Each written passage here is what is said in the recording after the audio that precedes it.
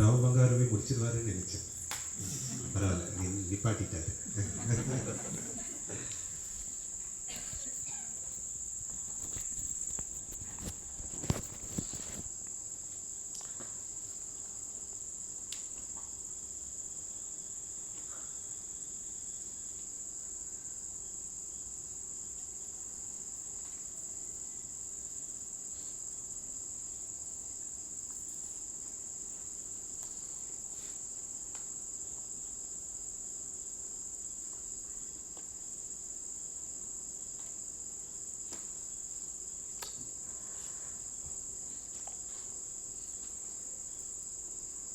பிரேமஸ்வரூபனார், அன்பின் வடிவங்களே,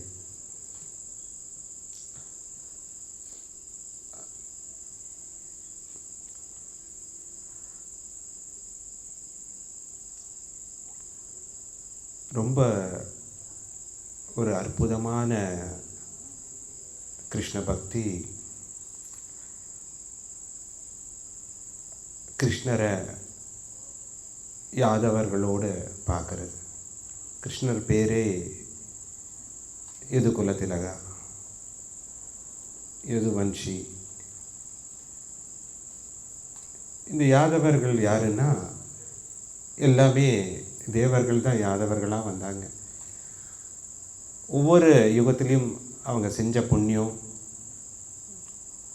அவதாரத்தோடு இருக்கணுன்ற அந்த ஏக்கம் என்னாச்சுன்னா அவங்கள கிருஷ்ண அவதாரத்தில், பரிபூர்ண அவதாரத்தில் அந்த குலத்திலேயே கிருஷ்ணரை பிறக்க வச்சு, கிருஷ்ணரும் ஒரு யாதவரே.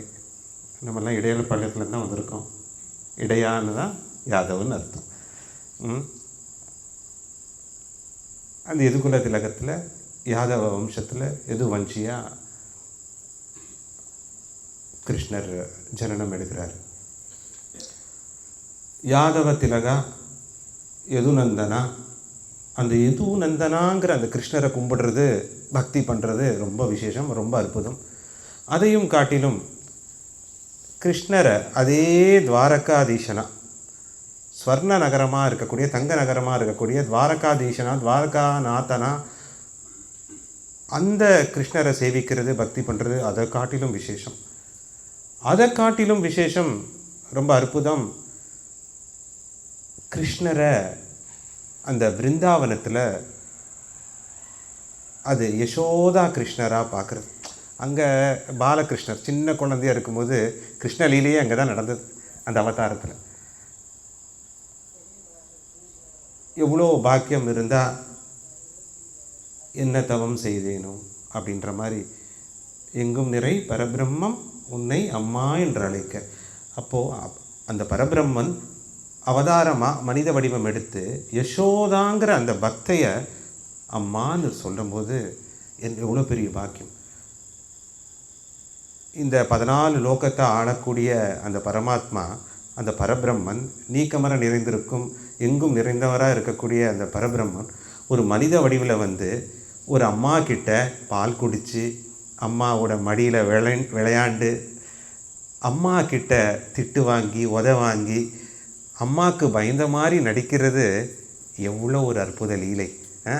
அந்த திருவிளையாட நினைக்கும் போது எல்லாமே கடவுளோட கட்டுப்பாட்டில் இருக்குது. ஆனால் அவதாரத்தில் மட்டும்தான் கடவுளே ஒரு தாயின் கட்டுப்பாட்டுக்குள்ளே வந்துடுறாரு. குழந்தையா, பாலகனா. அந்த பாலகிருஷ்ண லீலையில் அந்த யசோதா கிருஷ்ணா, அந்த யசோதா கிருஷ்ணர் நிறைய வீட்டில் அந்த சித்திரமும் இருக்கும். நான் சொல்கிற மாதிரி சித்திரம்னா அந்த ஃபோட்டோ கூட இருக்கும். அது அற்புதம். அதை காட்டிலும் அற்புதம், அதை காட்டிலும் விசேஷம். கிருஷ்ணர் யசோதாக்கு பையன், நந்தகோபருக்கு பையன், தேவகிக்கு பையன், வாசுதேவருக்கு பையன். அதை காட்டிலும் விசேஷம் என்னென்னா, கோபி ஜன வல்லபான்னு சொல்லக்கூடிய கோபியர்களோடு கிருஷ்ணர் இருக்கும்போது, கோபியர்களுக்கு கிருஷ்ணர் எப்படின்னா, கிருஷ்ணர் தான் நண்பன், கிருஷ்ணர் தான் அம்மா, கிருஷ்ணர் தான் அப்பா, கிருஷ்ணர் தான் அண்ணன், கிருஷ்ணர் தான் தம்பி, கிருஷ்ணர் தான் ஆத்மசக்கா, பிராணசக்கா, கிருஷ்ணர் தான் கணவர், கிருஷ்ணர் தான் ஆத்மசக்கா பிராணசக்கான்னு சொல்லக்கூடிய அந்த இஷ்ட தெய்வம். இப்படியெல்லாம் கோபியர்களுக்கு கிருஷ்ணர்னா எல்லாமே கிருஷ்ணா. அந்த பாவத்தில் பார்த்தாங்க. இது பேர் மாதுரிய பாவம். இந்த மாதுரிய பாவத்தை அந்த கோபி ஜனா வல்லபாவா, அந்த கோபி கிருஷ்ணனா, அந்த கிருஷ்ணரை சேவிக்கிறது, பக்தி பண்ணுறது, அதை காட்டிலும் விசேஷம். இது எல்லாத்தையும் காட்டிலும் விசேஷம் ஏதாவது இருக்கா என்ன? இருக்குது, ஒன்று இருக்குது. அது கோபிகள்லேயே சிரேஷ்ட கோபியாக இருக்கக்கூடிய அந்த ராதாவோட கிருஷ்ணன் இருக்கிறது. அது இருக்கிறதுலையே அதுதான் ஹையஸ்ட், அதுதான் உயர்வானது. அந்த ராதா கிருஷ்ணா தத்துவா, அந்த ராதா கிருஷ்ணா அனந்த பிரேமா, அந்த ராதா கிருஷ்ண பிரகிருதி புருஷ சம்யோகா, இது என்ன உணர்த்துதுன்னா, உருவாக்கப்பட்டது உருவாக்குனவர். கிருஷ்ணா அப்படின்னும் போது பூர்ண சக்திமான், ராதானும் போது பூர்ண சக்தி. இது ரெண்டும் ஒன்று தான். உருவத்தில் வேறு வேறு பட்டாலும் சக்தினா கிருஷ்ணருக்கே சக்தி கொடுக்கக்கூடிய அந்த சக்தியா, அந்த சக்தியின் முழு மூலமாக ராதா இருக்காங்க. அதனால தான் இந்த பிரபஞ்சம் எல்லாமே இந்த உருவாக்கப்பட்டது. நீங்கள் இப்போ உட்காண்ட்ருக்கீங்க, மனித வடிவில் இருக்கீங்க, இங்கே சிலைகள் இருக்குது, இங்கே இந்த தர்த்தின்னு சொல்லக்கூடிய இந்த தரணியில் பூலோகத்தில் இங்கே உட்காண்ட்ருக்கோம். செடி கொடி மரம் எல்லாமே இருக்குது, தூண்கள் எல்லாமே இருக்குது. எல்லாமே உருவாக்கப்பட்டது. அந்த உருவாக்கப்பட்ட ஒவ்வொன்றுலேயும் ஒரு சக்தி எல்லாத்துக்குள்ளேயும் இருக்குது. அப்படின்னா அந்த சக்தியை தான் நம்ம என்ன சொல்கிறோம்? பரபிரம்மன் அப்படின்னு சொல்கிறோம். ஏன்னா அந்த பிரம்மனுங்கிறது அந்த உருவாக்கக்கூடிய சக்தி, எல்லாத்தையும் உருவாக்கிய சக்தி. உருவாக்கக்கூடிய சக்தி எல்லாத்தையும் உருவாக்கிய சக்தி. அந்த உருவாக்கிய சக்தியால் தான் எல்லாமே உருவெடுத்துட்ருக்கு. ஒவ்வொரு காலகட்டத்திலையும் அந்த உருவெடுத்த ஒவ்வொன்றும் அழிவுக்கும் உட்பட்டுருக்கு. அழிவுன்னு சொல்கிறது எல்லாமே உள்வாங்குது, அவ்வளோதான். அழிவுங்கிறது இங்கே எதுக்குமே இல்லை. அந்த உருவாக்கப்பட்டதுக்கு தான் அழிவு தவிர உருவாக்குனவருக்கு, அந்த உருவாக்கிய சக்திக்கு அழிவில்லை. அந்த உருவாக்கின பொருளை தான், அந்த உருவாக்கின அந்த தன்மை, இந்த சிருஷ்டி, அண்ட பிரம்மாண்டம் அகிலாண்ட கோட்டி பிரம்மாண்ட நாயகம், அந்த தன்மையை தான் வேதம் என்ன சொல்லுதுன்னா பிரம்மன்னு சொல்லுது. அந்த உருவாக்கப்பட்ட அத்தனை தன்மைக்கும் ஒரு இயற்பெயர் இருக்குன்னா இன்றைக்கி நம்ம என்ன சொல்கிறோம்? கிரியேஷனுன்னு சொல்கிறோம், படைப்புன்னு சொல்கிறோம். எல்லாமே படைச்சது. ஆனால் படைச்சதில் ஒன்றுலேயும் படைத்தவர், உருவாக்கியவர் இருக்கார், உணர்வாக இருக்கார். அந்த உருவாக்கிய உணர்வுக்கு படைப்பாளி பரபிரம்மன் சச்சிதானந்தம் அப்படின்னு நம்ம சொல்கிறோம். அது எல்லாமே எல்லா இடத்துலையும் எங்கும் நீக்கமர நிறைஞ்சிருக்கு. அந்த உருவாக்கி கண்ணில் தெரியக்கூடியது எல்லாமே அதுக்கு என்ன பேருன்னா தாரம் அப்படின்னு பேர். தாரம். அந்த தாரத்துக்கு ரெண்டு அர்த்தம். ஒன்றுன்னா கண்ணில் தெரியக்கூடிய அத்தனை பொருளும் தாரம். அதே சமயத்தில் அந்த இன்னொரு அர்த்தம் என்னென்னா, தாரம் என்ன, அந்த வழிப்பாதையை, அந்த ஓடுற விஷயம், அந்த ஃப்ளோயிங்னு சொல்லுவாங்க. அந்த இப்போ நதி எப்படி ஓடுது அந்த மாதிரி அந்த ஓடுற விஷயத்தை தான் ஃப்ளோ. இப்போ அன்பு கரை புரண்டு ஓடுது, பிரவாகமாக ஓடுது, அந்த தன்மையை நம்ம தாரம்னு சொல்கிறோம். இந்த தாரத்தை நம்ம கொஞ்சம் அப்படியே திருப்பி போட்டால் என்ன வரும்? தாரா ராதா, தாரா ராதா, ராதா ஆதாரா, ராதா தாரா, ராதா ஆதாரா. அப்போது அந்த தாராவை எப்படி எல்லாமே இன்னைக்கு ஒரு படைப்பாக இந்த பூலோகத்துக்கு வந்தாச்சு, ஒவ்வொரு ஜீவாத்மாவும். ஆனால் ஒவ்வொருத்தருக்குள்ளேயும் அந்த படைத்தவர், நம்ம சொல்லக்கூடிய கடவுள், ஒவ்வொருத்தருக்குள்ளேயும் நீக்கமர நிறைஞ்சிருக்கார், எல்லாத்துக்குள்ளேயும் இருக்கார், எல்லா இடத்துலையும் இருக்கார். ஆனால் அதை அறியக்கூடிய அந்த பக்குவம் முழுமையாக ராதாங்கிற அந்த தத்துவத்தால் கிடைக்கப்பெறுது.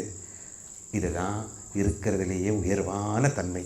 அந்த அளப்பரியா அன்பு, அந்த அளவில்லா தன்மை, அந்த மோகத்தை தவிர்த்த மோட்சத்தை கொடுக்கக்கூடிய தத்துவம். அந்த மோட்சத்தையும் அதையோடு சேர்ந்து அந்த மோட்சத்துக்கு அந்த தயாராகும்போது அந்த மோட்சத்தால் என்ன கிடைக்கப்பெறும்? இப்போ சொல்லலாம், நான் வேலை செஞ்சுருக்கேன், எனக்கு காசு கிடைக்குது, நான் இவ்வளோ இந்த பூமியில் இவ்வளோ கஷ்டப்பட்டிருக்கேன், விவசாயத்துக்கு அறுவடை நடக்குது, நான் உடல் பயிற்சியில் ஈடுபட்டிருக்கேன், அதனால் உடல் நல்ல ஆரோக்கியமாக இருக்குது, மனப்பயிற்சியில் ஈடுபடுறேன், அதனால் மனசு கொஞ்சம் அமைதி பெறுது ஆன்மீக பயிற்சியால் அப்படின்னு ஒவ்வொரு இடத்துலையும் ஏதோ ஒரு எதிர்பார்ப்பு இருக்குது. இந்த மோட்சம் கிடைக்கும் போது என்ன கிடைக்குது அப்படின்னா, அந்த மோகக்ஷயா மோட்சம் அங்கிற அந்த நிலை வரும்போது அதோட இன்னொரு இலவசமான ஒரு இணைப்பு. அதுக்காக தான் இந்த சிருஷ்டியே படைக்கப்பட்டது. எல்லாத்துக்கும் ஏன் என்ன கடவுள் படித்தார், ஏன் இதை படிச்சிருக்கார், ஏன் அதை படிச்சிருக்கார், அது ஒவ்வொரு அறிவு ஜீவராசிலேருந்து 6வது அறிவு வந்து இந்த நிலை எதுக்கு அப்படின்னா, உயர்வான நிலைங்கிறது இதுக்காக தான். எதுன்னா அந்த மோட்சம் ஒவ்வொருத்தருக்கும் மோகத்தை தவிர்த்து மோட்சம் வரும்போது அதோட ஒரு இலவச இணைப்பாக உள்ளுணர்வாக ஒரு வார்த்தை இருக்குது. அதுக்கு பேர் தான் ஆனந்தம். ஆனந்தம். அப்போது ராதாங்கிற அந்த வார்த்தையால் தாரா நம்மளுக்கு தெளிவாகுது. தாரானா படைக்கப்பட்ட அத்தனையும் நம்மளுக்கு எல்லாத்துலேயும் கடவுளை அந்த படைத்தவரை பார்க்கக்கூடிய அந்த உணர்வு மேலோங்குது. அந்த உணர்வால் அந்த ஒற்றைத்தன்மைன்னு சொல்லக்கூடிய அந்த ஒன்னஸ் வருது. அந்த ஒன்னஸால் நீ நான்ற அந்த வேறுபாடு போய் எல்லாமே ஒன்றுங்கிற அந்த மோகம் போய் மோட்சம் வருது. அந்த மோட்சத்துக்கு ஒவ்வொருத்தரும் அந்த நிலையை அடையும் போதே அதோட இலவச இணைப்புன்னு தான் சொல்லுவேன். ஏன்னா மோட்சத்துக்கு தயாராக ஆயிட்டாலே ஆனந்தம் உங்களுக்கு அது வழங்கப்படும். மோட்சம் வந்தாலே ஆனந்தம் இருக்குது. அந்த இணைப்பாக ஆனந்தம். அந்த ஆனந்தம்ங்கிறது என்னன்னா, காரணமே இல்லாமல் சந்தோஷமாக இருக்கணும். என்றைக்குமே குறையாத சந்தோஷம், நிறைவான நிம்மதி, பதட்டம் இல்லாத சூழ்நிலை, பயமில்லாத மனநிலை. இதுதான் ஆனந்தத்துக்கு விளக்கம். அப்போ ஆனந்தம் எப்படி இருக்கும் பாருங்க. தோசை சாப்பிட்டோம், நெய் தோசை இருந்தால் கொஞ்சம் சந்தோஷமாக இருந்திருக்கும். கிச்சடியில் கொஞ்சம் வெண்ணெயை தடவி சதீஷ் கொடுத்துருந்தான்னா இன்னும் கொஞ்சம் சந்தோஷமாக இருந்திருக்கும். அப்போது சந்தோஷம் ஒவ்வொரு நாளும் கொஞ்சம் ஒவ்வொரு வஸ்துலேயும் ஒவ்வொரு பொருள்லேயும் ஒவ்வொருத்தருக்கிட்டையும் இந்த மனசு அந்த சந்தோஷத்தை எதிர்பார்த்துட்டே இருக்குது. இது காரணத்துக்கு உண்டான சந்தோஷம். ஒருவேளை கிடைக்கலன்னா சந்தோஷம் குறைஞ்சிடுது. அதனால தான் அது பேர் சந்தோஷம் இல்லை, அது பேர் இன்பம்னு சொல்கிறோம். என்றைக்கு இன்பம் வந்ததோ அது தற்காலிகமாக இருக்குது. தற்காலிகமான டெம்பரரியாக இருக்குது. ஆனால் அந்த இன்பம் துன்பம் எல்லாத்தையும் கடந்து ஒரு நிலை இருக்குன்னா அதுதான் ஆனந்தம். ஒவ்வொரு ஆத்மாவும் அந்த ஆனந்த நிலையை அடையிறது தான் உச்சபட்ச நிலை. அதுக்காக தான் இந்த மனித பிறவி. இந்த மனித பிறவி இந்த வாழ்வாதாரத்துக்கு இல்லை, சாப்பிட்றதுக்கு இல்லை, தூங்கிறதுக்கு இல்லை உழைக்கிறதுக்கும் இல்லை. அதெல்லாம் நடக்கணும், அதெல்லாம் இருக்கணும். இந்த உடலை கொண்டு, இந்த அழியக்கூடிய இந்த உடலை கொண்டு அழியாத நான் அந்த மெய்ப்பொருள் அப்படின்னு உணர்ந்து, அந்த அழியா மெய்ப்பொருளை அனைத்திலும் கண்டு, அந்த அழியா மெய்ப்பொருள் நான் தான் உணர்ந்து அந்த நிலையிலேயே இருக்கும் போது ஆனந்தம் கிடைக்கப்பெறும். இதுதான் ஹையஸ்ட்னு கூட சொல்ல முடியும். ஹையஸ்ட்னு அதுக்கு மேலே கூட ஒன்று இருக்குது. இதுதான் ராதாவோட தத்துவம். அப்போ எவ்வளோ ஒரு ருச்சியாக இருக்கும் பாரு. அவதாரத்தில் பெருமாள் எடுத்த அவதாரத்தில் காரண அவதாரம், அம்சாவதாரம், சக்திவேஷ்ட அவதாரம், பிரபாவ அவதாரம். பிரபாவ அவதாரங்கிறது ஒரு குறிப்பிட்ட ஜீவாத்மாக்களுக்கு அந்த பக்தியில் இயங்கும்போது தன்னை அடையக்கூடிய அந்த ஞானத்தை ஒரு குருவாக மாற்றக்கூடிய அந்த ஞான உபதேசத்தை உள்ளிருந்தே அந்த பெருமாள் பரமாத்மா பரபிரம்மம் கொடுத்துருவாங்க. இது பிரபாவ அவதாரம்.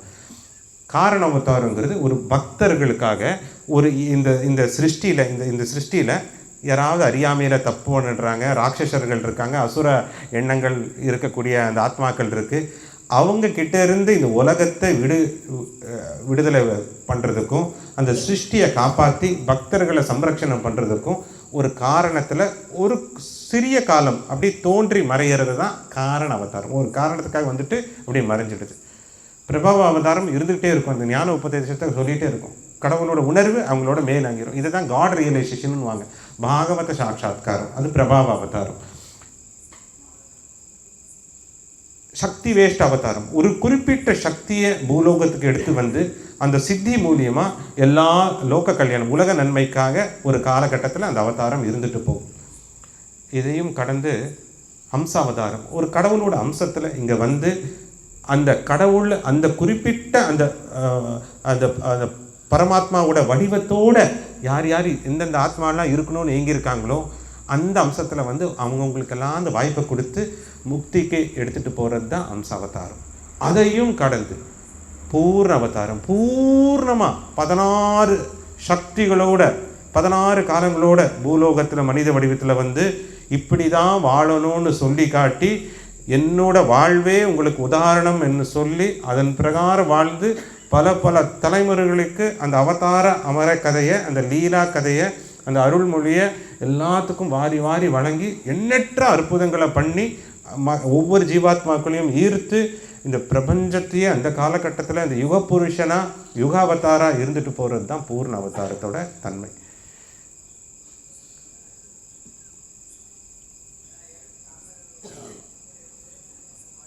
இவ்வளோ அவதாரம் எல்லா இடத்துலையும் நீக்கமர நிறைஞ்சிருக்கும் கடவுள், எல்லாத்துக்குள்ளேயும் இருக்கக்கூடிய பரமாத்மா, ஒவ்வொருத்துக்குள்ளேயும் இப்போ ஹிருதயத்தில் பரமாத்மா இருக்கார்.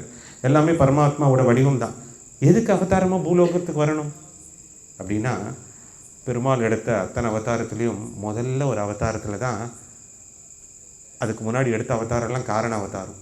வராகம், கூர்மம், மச்சம், ஒவ்வொரு அம்சாவதாரத்து எல்லாமே ஒரு காரணத்துக்காக, எல்லாமே தேவர்களுக்காக. யாரும் மனிதர்களுக்காக எந்த அவதாரமும் அது வரைக்கும் பெருமாள் எடுக்கலை. முதல் அவதாரத்தில் ஒரு ஒரு ஒரு பக்தனுக்காக வந்த அவதாரம் நரசிம்ம அவதாரம். இங்கேருந்து தான் இப்போது ராதா தத்துவம் ஆரம்பிக்குது. அந்த நரசிம்ம அவதாரத்தில் அந்த பிரகலாதன் என்று சொல்லக்கூடிய அந்த சின்ன பக்தனுக்காக, அந்த சின்ன குழந்தையோட நம்பிக்கைக்காக அவன் அப்பா கிட்ட அந்த குழந்தை சொல்லுது, எல்லா இடத்துலையும் இருக்கேன் நான், நாராயணன் எல்லா இடத்துலையும் இருக்காருப்பா, தூணிலும் இருப்பார் துரும்பிலும் இருப்பார் அப்படின்னு சொல்லியாச்சு. அவர் தான் என்னோட அப்பா, நீங்கள் எனக்கு உடல் கொடுத்த தந்தை, இந்த ஆத்மாவுக்கு தந்தையா தெய்வீக தந்தையா அவர் தான் இருக்கார், அவர் தான் உங்களுக்கும் தந்தை, அவரை கும்பிடுங்க, தப்பான வழியில் போகிறீங்க அப்படின்னு சொந்த தகப்பனாரியை எதிர்த்து அந்த உயர்வான அனன்ய பக்தியை பண்ண பிரகலாதனுக்கு அருள் புரியவும், அந்த பிரகலாதனோட நம்பிக்கையை காப்பாற்றவும் முதல் தடவையாக அந்த நரசிம்ம அவதாரம் வந்தது. நரசிம்ம அவதாரம் தெரியும், பாதி நரனா பாதி சிம்மனா. அந்த நரசிம்ம அவதாரம் வந்தப்போ இந்த எல்லாமே இந்த சிருஷ்டியே நடுங்கிச்சு. அவரோட உருவத்தை பார்த்து, அகோர ரூபத்தை பார்த்து, அவரோட கோபத்தை பார்த்து. ஆனால் தேவர்களெல்லாம் நடுங்கும் போது, மகாலட்சுமியே பக்கத்தில் வரும்போது, வர்றதுக்கு பயப்படும் போது பிரகலாதன் அந்த உருவத்தையும் ரசிச்சுட்டு இருந்தான். என்னோட நாராயணன் இந்த வடிவத்திலையும் வருவார். அதுக்கு என்ன அர்த்தம்? எல்லாமே நாராயணனா பார்க்கணும், நாராயணனா நீல மேகசியாமனா 4 கையோட சங்கு சக்கரத்தோட அப்படி மட்டும் வருவார் இல்லை, எப்படி வேணாலும் வருவார். எல்லா இடத்துலையும் அவர் தான் இருக்கார். ஆத்ம நாராயணனா அவர் எந்த வடிவம் வேணாலும் எடுக்கலாம், எல்லா உருவத்திலையும் அவர் தான் இருக்கார், எல்லா உருவமும் அவரோடதே அப்படிங்கிற அந்த தன்மையில் அந்த சின்ன பையன் ரசித்தான். அந்த சின்ன பக்தனுக்கு அந்த அருள் பொழிய, அந்த அனுகிரகத்தை கொடுக்க அந்த அவதாரம் நடந்தது. அந்த அவதாரம் காலகட்டம் முடியும் போது, அந்த அந்த அகோர ரூபமாக இருக்கக்கூடிய நரசிம்ம அவதாரம் சாந்தம் அடையும் போது அந்த பையனை எடுத்து மடியில் வச்சு நரசிம்மர் அந்த கொஞ்சறார். இப்போ எல்லாத்துக்கும் தாய் அவர் தான், எல்லாத்துக்கும் தந்தை அவர் தான், தெய்வீக தந்தையா. வைகுண்டத்துலேருந்தே யோக நிதிரையிலே எல்லாத்தையும் பார்த்துட்ருக்கார். பரமேஸ்வரனா எல்லாத்தையும், எல்லாத்துடைய அகங்காரத்தையும் ஆணவத்தையும் என்னோட பற்றுதலையும் அழிச்சிட்ருக்கார். பிரம்மதேவராக எல்லாத்தையும் உருவாக்கிட்டு இருக்கார். நாராயணனா எல்லாத்தையும் காத்துட்ருக்கார். புண்ணிய பலனை பாவம் பலனை அவங்களுக்கு ஏற்ற மாதிரி அந்தந்த காலகட்டத்தில் சரியாக எல்லாத்துக்கும் கொடுத்துட்ருக்கார். ஆனால் இருந்தாலும் அந்த நிலை வரும்போது ஒரு ஒரு ஒரு பக்தனை, தன்னோட குழந்தைய, எல்லாமே குழந்தை தான், பிரகலாதன் மட்டும் இல்லை, எல்லா பிரகலாதனோட அப்பனாக இருக்கக்கூடிய இரண்யகசிபு கூட நாராயணனோட குழந்தை தான்.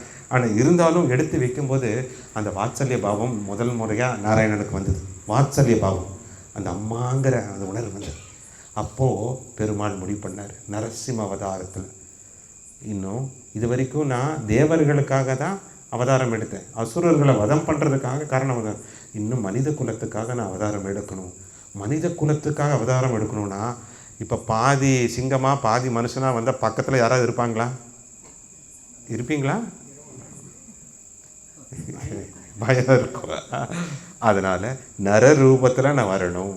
அதுக்கப்புறம் தான் வாமன அவதாரம், பரசுராம அவதாரம், அதுக்கப்புறம் ஸ்ரீராம அவதாரம். அந்த ராம அவதாரத்தில் பரிபூரணமாக அந்த அப்போது மனித வடிவத்தில் நாராயணன் வந்து அவதாரமாக எப்படி வாழணும் ஒவ்வொரு காலகட்டத்தில் அந்த தன்மையை சொல்லிட்டு போனார். இதில் இந்த ராம அவதாரத்தில் தான் என்ன ஆயிடுச்சுன்னா, இது வரைக்கும் கிருதாயுகம் சத்தியயுகத்தில் கடவுளை பார்த்து கடவுள்கிட்ட பேசி வரம் வாங்கி எல்லா பூஜை புரஸ்காரங்களும் பண்ணி வேதத்தை ஒப்பிச்சு வேதத்தை மனப்பாடம் பண்ணி எல்லாம் இருந்து கூட மனசு ஒரு விஷயத்துக்கு எங்கிட்டே இருந்தது. முக்தி கூட வேண்டாம், கடவுள் மனித வடிவில் வரும்போது அவரோடவே நாங்கள் இருக்கணும் அப்படின்னு ஒவ்வொரு ஆத்மாக்களும் சில ஆத்மாக்கள் மட்டும் கேட்டுச்சு. சில ஆத்மாக்கள் முக்தி கேட்டுச்சு, சில ஆத்மாக்கள் சக்தி வேணும்னு கேட்டுச்சு, சில ஆத்மாக்கள் அதாவது நான் சொல்கிறது அசுரர்கள் சக்தியை கேட்டு தப்பாக பயன்படுத்தினாங்க. சில ஆத்மாக்கள் எங்களுக்கு உங்கள் வைகுண்டத்தில் இடம் வேணும் அப்படின்னு கேட்டுச்சு, உங்கள் ரூபமாகவே ஸ்வரூபின முக்தியும் கேட்டுச்சு. ஆனால் சில ஆத்மாக்கள் மட்டும் நீங்கள் எப்போவுமே மனித வடிவத்தில் எங்கள் கூட சகஜமாக இருக்கணும்னு கேட்டு அது உடனே நடக்கலை. அதுக்காக அந்த ஆத்மாக்கள் பல ஜென்மம் எடுத்து காத்திருப்போட அந்த ஏக்கத்தோடு அந்த பக்தியோடு காத்துட்டு அப்போது முதல் தடவையாக அந்த ராமாவதாரம் பூலோகத்துக்கு பிரவேசம் நடந்தது. இந்த ராமாவதாரத்தில் ராமாயண கதையே எதுன்னா இது முன்னாடி இருக்கிற யுகத்தில் திரேதா யுகம், அதுக்கு முன்னாடி கிருதா யுகத்தில் அந்த பெரிய யுகத்தில் வாழ்ந்த ஒவ்வொரு உயர்ந்த ஆத்மாக்கள் கடவுளை பார்த்து கூட மனசு திருப்தி ஆகலை, வைகுண்டம் கூட வேண்டான்னு சொல்லிட்டாங்க, எந்த விதமான சக்தியும் வேண்டான்ட்டாங்க. நாங்கள் கடவுளை பார்த்துட்டே இருக்கணும், கூடவே இருக்கணும் கடவுள் அப்படின்னு அந்த ஏங்குற பாக்கியம் ராமபிரான் என்ன பண்ணார், வனவாசம் போய் ஒவ்வொரு யார் எந்தெந்த ஆத்மா ஏங்கி இருக்கோ அவங்களுக்கு அந்த பாக்கியத்தை கொடுத்தாரு. சில பேருக்கு தந்தைங்கிற ஸ்தானத்தை கொடுத்தாரு, தாய்ங்கிற ஸ்தானத்தை கொடுத்தாரு, அயோத்தியாவில் தன்னை நண்பன்கிற ஸ்தானத்தை கொடுத்தாரு. பல வனவாசம் போய் ஒவ்வொரு முனிவர்களுக்கும் அவர் கைப்பட அவங்களுக்கு உணவு பரிமாறி அவங்களுக்கு பாத பூஜை பண்ணி கடவுளே ராமனே நாராயணனே முனிவர்களோட பாதத்தை பிடிச்சார். அது என்ன அப்படின்னு என்ன அர்த்தம், அந்த ஆத்மாக்கள் எல்லாம் கடவுள் என் பக்கத்தில் இருக்கணும் அப்படின்னு அந்த காத்திருப்பின் பலன் கடவுளே ஒரு பக்தனுக்கு அடிமையாகிடுறாரு. அந்த பாக்கியத்தை கொடுத்தாரு. அந்த காலகட்டம் முடிஞ்சது. அப்போ கூட அந்த அவதார் ராம கதா அந்த ராமாயணம்லாம் முடிஞ்சதுக்கப்புறம் கூட நிறைய பேருக்கு என்ன ஆயிடுச்சுன்னா, ராமர் ரொம்ப மரியாதை புருஷோத்தமனாக இருக்கார். யாரை பார்த்தாலும் கையெடுத்து கும்பிட்டுருவார், உடனே போய் சேவை பண்ணிடுவார், எல்லாத்தோடையும் அமைதியாக பொறுமையாக கை கூப்பி என்ன வேணுமோ அவருக்கு என்ன செய்தி வேணுமோ அவர் என்ன சொல்லணும்னு விரும்புகிறாரோ அந்த பாவத்திலே சொல்லிடுவார். கொஞ்சம் அந்த இடத்துல சுவாரஸ்யம் இல்லை, கொஞ்சம் ருச்சி இல்லை, கொஞ்சம் நெருங்க மாட்டார். கொஞ்சம் அப்படியே ஒரு ஒரு ஒரு ஒரு இடைவேளையே வச்சுட்டு ரொம்ப பக்தியாக ராமர் இருக்கார். இப்போது அவங்களுக்கே தோணிச்சாமா என்னென்னா, ரொம்ப ராமரை பார்க்கும்போதெல்லாம் ஜானபாகு அரவிந்தலோச்சனா திவ்ய தேகா கமலநயனா எப்படி இருந்தார். ஆனால் இருந்தாலும் ரொம்ப டிஸ்டன்ஸ்லேயே இருக்கார். கொஞ்சம் இடைவேளை தவிர்த்து நம்மளோடவும் விளையாண்டு நம்மளோட கிண்டல் பண்ணி நம்மளோட ஆடி நம்மளோட பாடி அந்த மாதிரியெல்லாம் ராமர் பண்ணுறது இல்லையா. ராமர் ரொம்ப ஸ்ட்ரிக்டாக இருக்கார், அப்படியே தர்மோதாரக்கனாக இருக்கார், அன்பாக இருக்கார், அமைதியாக இருக்கார். கொஞ்சம் இன்னும் சுவாரஸ்யமாக இருந்தால் இன்னும் நல்லா இருக்கும்ல அப்படின்னு ஏங்குனா அந்த ஆத்மாக்கள் அப்படின்னு மனசில் நினச்சவனையும் ராமர் சொன்னாராமா. என்ன தெரியுமா, அடுத்த அவதாரத்தில் பார்ப்போம். இந்த அவதாரத்தில் நான் இப்படி தான் இருக்கணும், கவர்மெண்ட் ஆஃபீஸர் மாதிரி இருக்கணும், அடுத்த அவதாரத்தில் நான் ப்ரைவேட் எம்ப்ளாயி மாதிரி இருப்பேன் அப்படின்னு இருந்தார். அந்த உணர்வாகப்பட்டது என்னென்னா, அடுத்த கிருஷ்ண அவதாரத்தில் யார் அந்த ஏங்குனாங்களோ அவங்களோட சகஜமாக பழகி பேசி கிண்டல் பண்ணி விளையாண்டு ஆடி பாடி அவங்க வீட்டுக்கெல்லாம் போய் வெண்ணெய் திருடி அடி வாங்கி அவங்க எப்போவுமே அவங்க நினப்புலையே அவங்க கிருஷ்ண நினப்புலையே இருக்கிற மாதிரி எல்லா திருவிளையாடுகளும் கிருஷ்ணர் செஞ்சார். அப்போது குறை ஒன்றும் இல்லை கோவிந்தா. ராமர் என்னென்ன குறை வச்சாரோ அதெல்லாம் கிருஷ்ணாவதாரத்தில் முடிச்சிட்டார். இப்போது இந்த காலகட்டத்தில் என்ன தோணுதுன்னா, சீதாராம பந்தம் அற்புதமான பந்தம். ஏகபத்னி விரதம் ராமர் எப்படி இருந்திருக்காங்க, அங்கே அந்த அன்பு நிறைவாக இருந்தது. மகாலட்சுமி நாராயணா அதையும் காட்டிலும் இன்னும் அடுத்த அவதாரத்தில் ரொம்ப விசேஷமாக இருக்கணும் அப்படின்னும் போது மகாலட்சுமி முடிவு பண்ணாங்க, என்ன உருவாக்குன சக்தி பூலோகத்துக்கு வரட்டும். இப்போ பாருங்கள், மகாலட்சுமி சீதையாக வந்தாச்சு, மகாலட்சுமியை உருவாக்குன ஒரு சக்தி இருக்கா?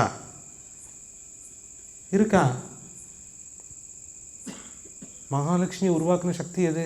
ஆதிசக்தி, ஆதி மகாலட்சுமி, பூர்ண சக்தி. இப்போது மகாலட்சுமி அதே சீதா ஏங்கினாங்க. அந்த சக்தி அடுத்த அவதாரத்தில் பூர்ண புருஷோத்தமனா கிருஷ்ண அவதாரம் நடக்கும்போது வரட்டும் அப்படி. அப்போது மகாலட்சுமி 8 மகாலட்சுமியாக தன்னை வடிவமைச்சிட்டாங்க. கிருஷ்ணருக்கு 8 அஷ்டபாரியான்னு சொல்லக்கூடிய 8 மனைவிமார்கள் துவாரகால.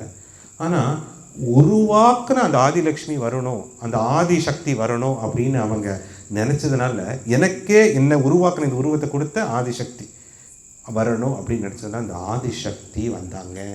அந்த ஆதிசக்தி தான் பூர்ண சக்தி. அதுதான் தாரான்னு சொல்லக்கூடிய ராதா. ராதா ராதா. அப்போது ராதாங்கிறது யாருன்னா, நான் இதெல்லாம் அதுதான் இப்போ இன்னும் டாப்பிக்கே வரல, இன்னும் ஹலாதினி சக்தியே வரல. அஹலாதினி ஹிலாதினி அந்த சக்தியே வரல. அதுதான் இன்றைக்கி டாபிக். இதெல்லாம் சொல்லிவிட்டு அந்த டாபிக் ஆரம்பிக்கணும். அதுக்காக தான், அப்போ தான் புரியும். இப்போது ராதாங்கிறது யாருன்னா, ராதிகா உபநிஷத் சொல்லுது 1000 மகாலட்சுமி தான் ஒரு ராதா. 1000 மகாலட்சுமி தான் ஒரு ராதா. அப்போது ராதா யார்? ராதா பூர்ண சக்தி. அந்த ராதா வந்தாங்க. அதனால தான் ராதாவுக்கும் கிருஷ்ணருக்கும் திருமணம் நடக்கலை. ஆனால் அந்த உணர்வு, அந்த பிரிவில் இருக்கக்கூடிய அன்பு, அந்த பரம விராக அக்னி, அந்த விராகத்தில் வரக்கூடிய பிரேமம், அந்த அளப்பரிய அன்பை 2 பேரும் ஒவ்வொரு வடிவிலையும் வாழ்ந்து காட்டிட்டு போனாங்க. அதனால தான் எல்லாம் கிருஷ்ணா கிருஷ்ணா கிருஷ்ணான்னு எல்லாம் ஏங்குனா, கிருஷ்ணா மட்டும் என்ன சொல்லுவாருன்னா ராதா ராதா ராதான்னு இயங்குவார். ஏன் ராதான்னு இயங்கணும் அப்படின்னா, கடவுளுக்கு ஈஸ்வரம் பரம் கிருஷ்ணா சச்சிதானந்த விக்கிரகம் அநாதீர் அநாதீர் கோவிந்தா சர்வ காரண காரணம். ஈஸ்வரம் பரம் கிருஷ்ணா சச்சிதானந்த விக்கிரகனா இங்கே ஒவ்வொரு விக்கிரகம் இருக்குது. அது கடவுள் பிரதிஷ்டை ஆனதுக்கப்புறம் அந்த விக்கிரகத்து பேர் என்ன சொல்லுவாங்கன்னா, கடவுளை உணர்ந்தாலும், மனித வடிவில் இருந்து கடவுளை உணர்ந்தாலும், ஒரு விக்கிரகம் இங்கே பிரதிஷ்டை பண்ணாலும் அது பேர் சச்சித் ஆனந்த விக்கிரகம் அப்படின்னு சொல்லுவாங்க. விக்கிரகம்னா உருவம் அர்த்தம். சச்சித் ஆனந்தம் அப்படின்னா சத்து வேறு, சித்து வேறு, ஆனந்தம் வேறு. இந்த 3 தெரிஞ்சுக்கிட்டால் இப்போ ராதா யாருன்னு தெரிஞ்சுக்கலாம். இப்போ சத்துங்கிறது என்னென்னா, நீக்கமர நிறைந்திருக்கும் பேராற்றல், எங்கும் நிறைந்திருக்கும் பிரம்மன். எல்லா இடத்துலையும் நீக்கமர நிறைஞ்சிருக்காரு கடவுள். உருவமாகவும் இருக்கார், அருவமாகவும் இருக்கார். இந்த சக்தியை கொண்டு தான் இந்த சத்தை உருவாக்குறார். அந்த சக்தியை பேர் சந்தித்த சக்தி. சந்தித்த சக்தி நாடி கேட்பேன், கரெக்டாக சொல்லணும். சந்தித்த சக்தி, ஏன்னா இதை தெரிஞ்சாதான் ராதாவோட தத்துவத்தை புரிஞ்சு. சந்தித்த சக்தி. சந்தித்த சக்தினா எக்ஸ்டர்னல் விஷயம், அதாவது வெளிப்புறம் தோற்றம் அளிக்கும் மாயை. இந்த சந்தித்த சக்தியை எந்த சக்தியை வச்சு உருவாக்குறாருன்னா, இதுக்கு பேர் தான் மகாமாயா. நம்ம அம்பாளை சொல்லுவோம் மகமாயி, அம்மா தாயே மகமாயி அப்படி. மகமாயின்னா எல்லாத்தையும் மகாமாயா. வெளியில் கண்ணுக்கு இப்போ இந்த 2 கண்ணால், இந்த உடம்புல இருக்கக்கூடிய 2 கண்ணால் பார்க்கக்கூடிய எல்லாமே மகாமாயியோட தோற்றம். இது சித் பிரதிபிம்ப ரூபம் அப்படி. இதுதான் மகாமாயா அப்படி. இதெல்லாம் அழியக்கூடியது. 2 கண்ணால் நீங்கள் ஒவ்வொன்றும் பார்க்குறீங்களா, இதெல்லாமே அழியக்கூடியது, அழிவுக்கு உட்பட்டது, மாற்றத்துக்கும் உட்பட்டது. ஆனால் உருவாக்குன அந்த சக்தி மாற்றம் அடையாது. அந்த ஒரே ஒரு சக்தி தான் இந்த அழியக்கூடிய சக்தியை, அழியக்கூடிய இந்த அத்தனை உருவங்களையும் உருவாக்குது. இப்போ மரம் இருக்குது அழியக்கூடியது, இந்த கல் இருக்குது அழியக்கூடியது, உடைச்சிடலாம், அழிக்கலாம். ஆனால் இது உருவாக்குன சக்தி அழியாது.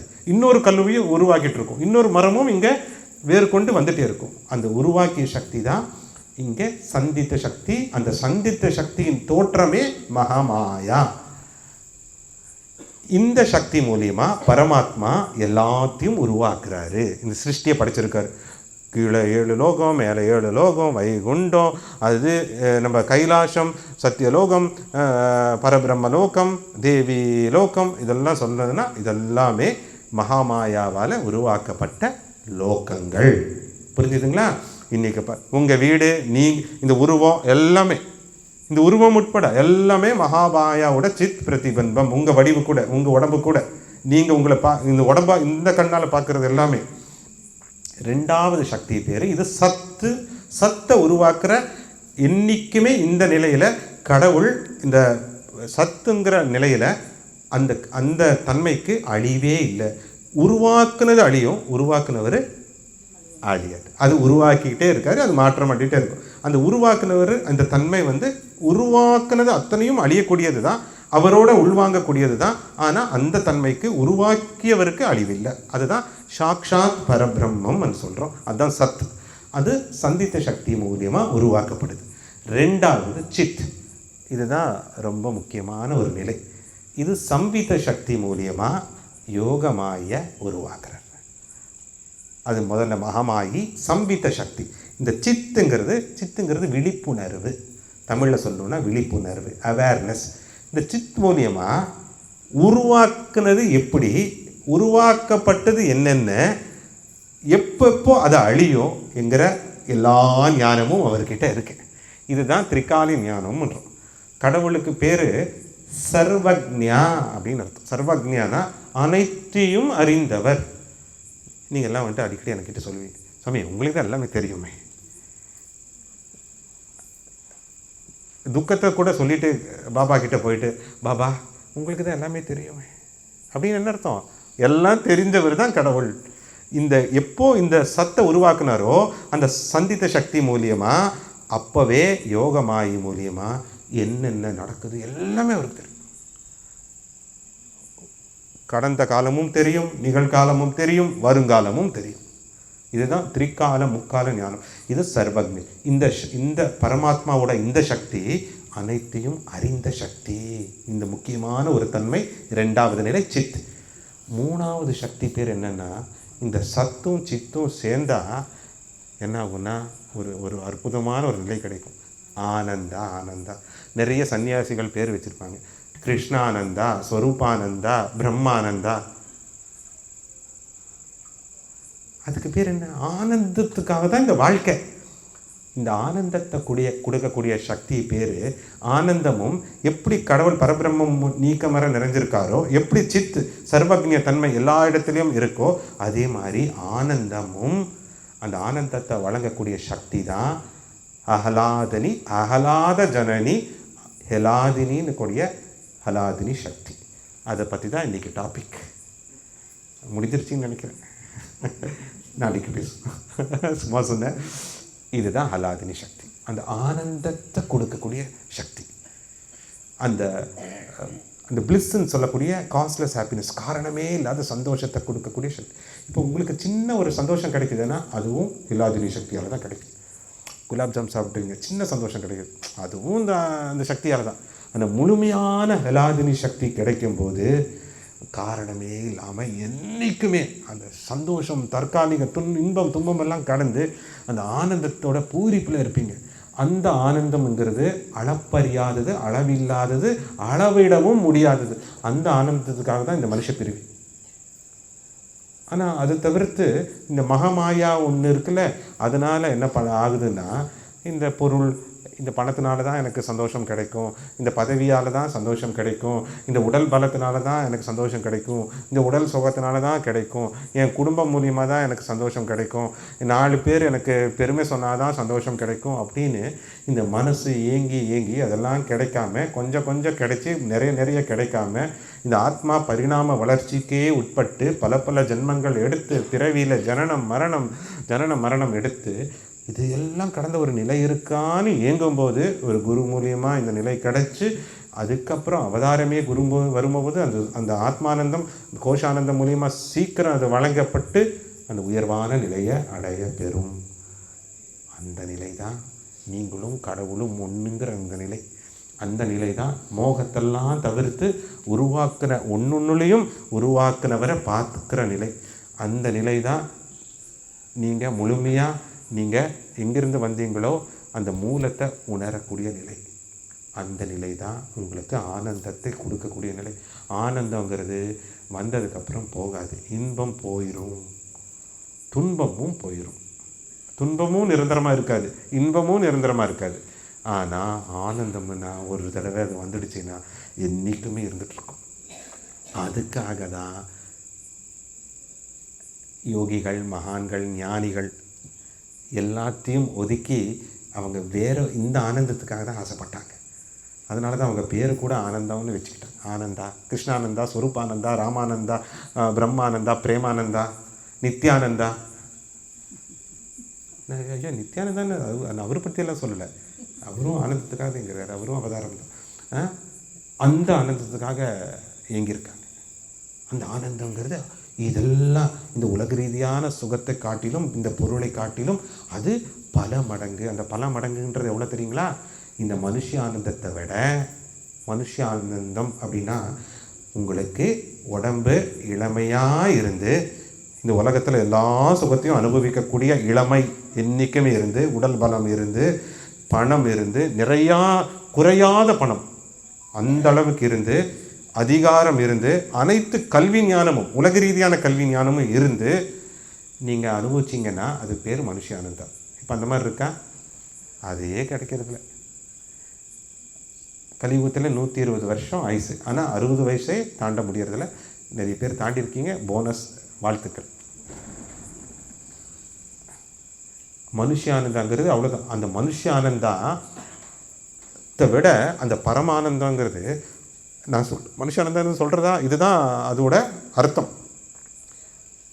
குறையாத செல்வம், குறையாத இளமை, அனைத்தையும் சுகத்தையும் அனுபவிக்கக்கூடிய உடல் பலம், அனைத்து உலக ரீதியான கல்வி ஞானம், இதெல்லாம் இதான் ஒருத்தர் இருக்குமா? இப்போ இல்லை. ஒருத்தருக்கு கல்வி அறிவு இருக்கும், ஆனால் அவர்கிட்ட பணம் இருக்காது. ஒருத்தர்கிட்ட பணம் இருக்கும், குணம் இல்லை. ஒருத்தர்கிட்ட குணம் இருக்கும், ஆனால் பணம் இல்லை. ஒருத்தர் அழகில் நல்லா இருப்பார், பணம் இருக்காது. ஒருத்தருக்கு பணம் இருக்கும், அழகு இல்லாமல் இருக்கும். ஆனால் எல்லாமே இருந்தால் ஒரு மனுஷ ஆனந்தம். அந்த மனுஷ ஆனந்தா 10 லட்சம் கோடி, அந்த மனுஷ ஆனந்தத்தை விட 10 லட்சம் கோடி மடங்கு ஆனந்தம் தான் பரமானந்தம். அப்போ அதை அனுபவிக்கணும் தானே? வேண்டாமா? வேண்டாம்.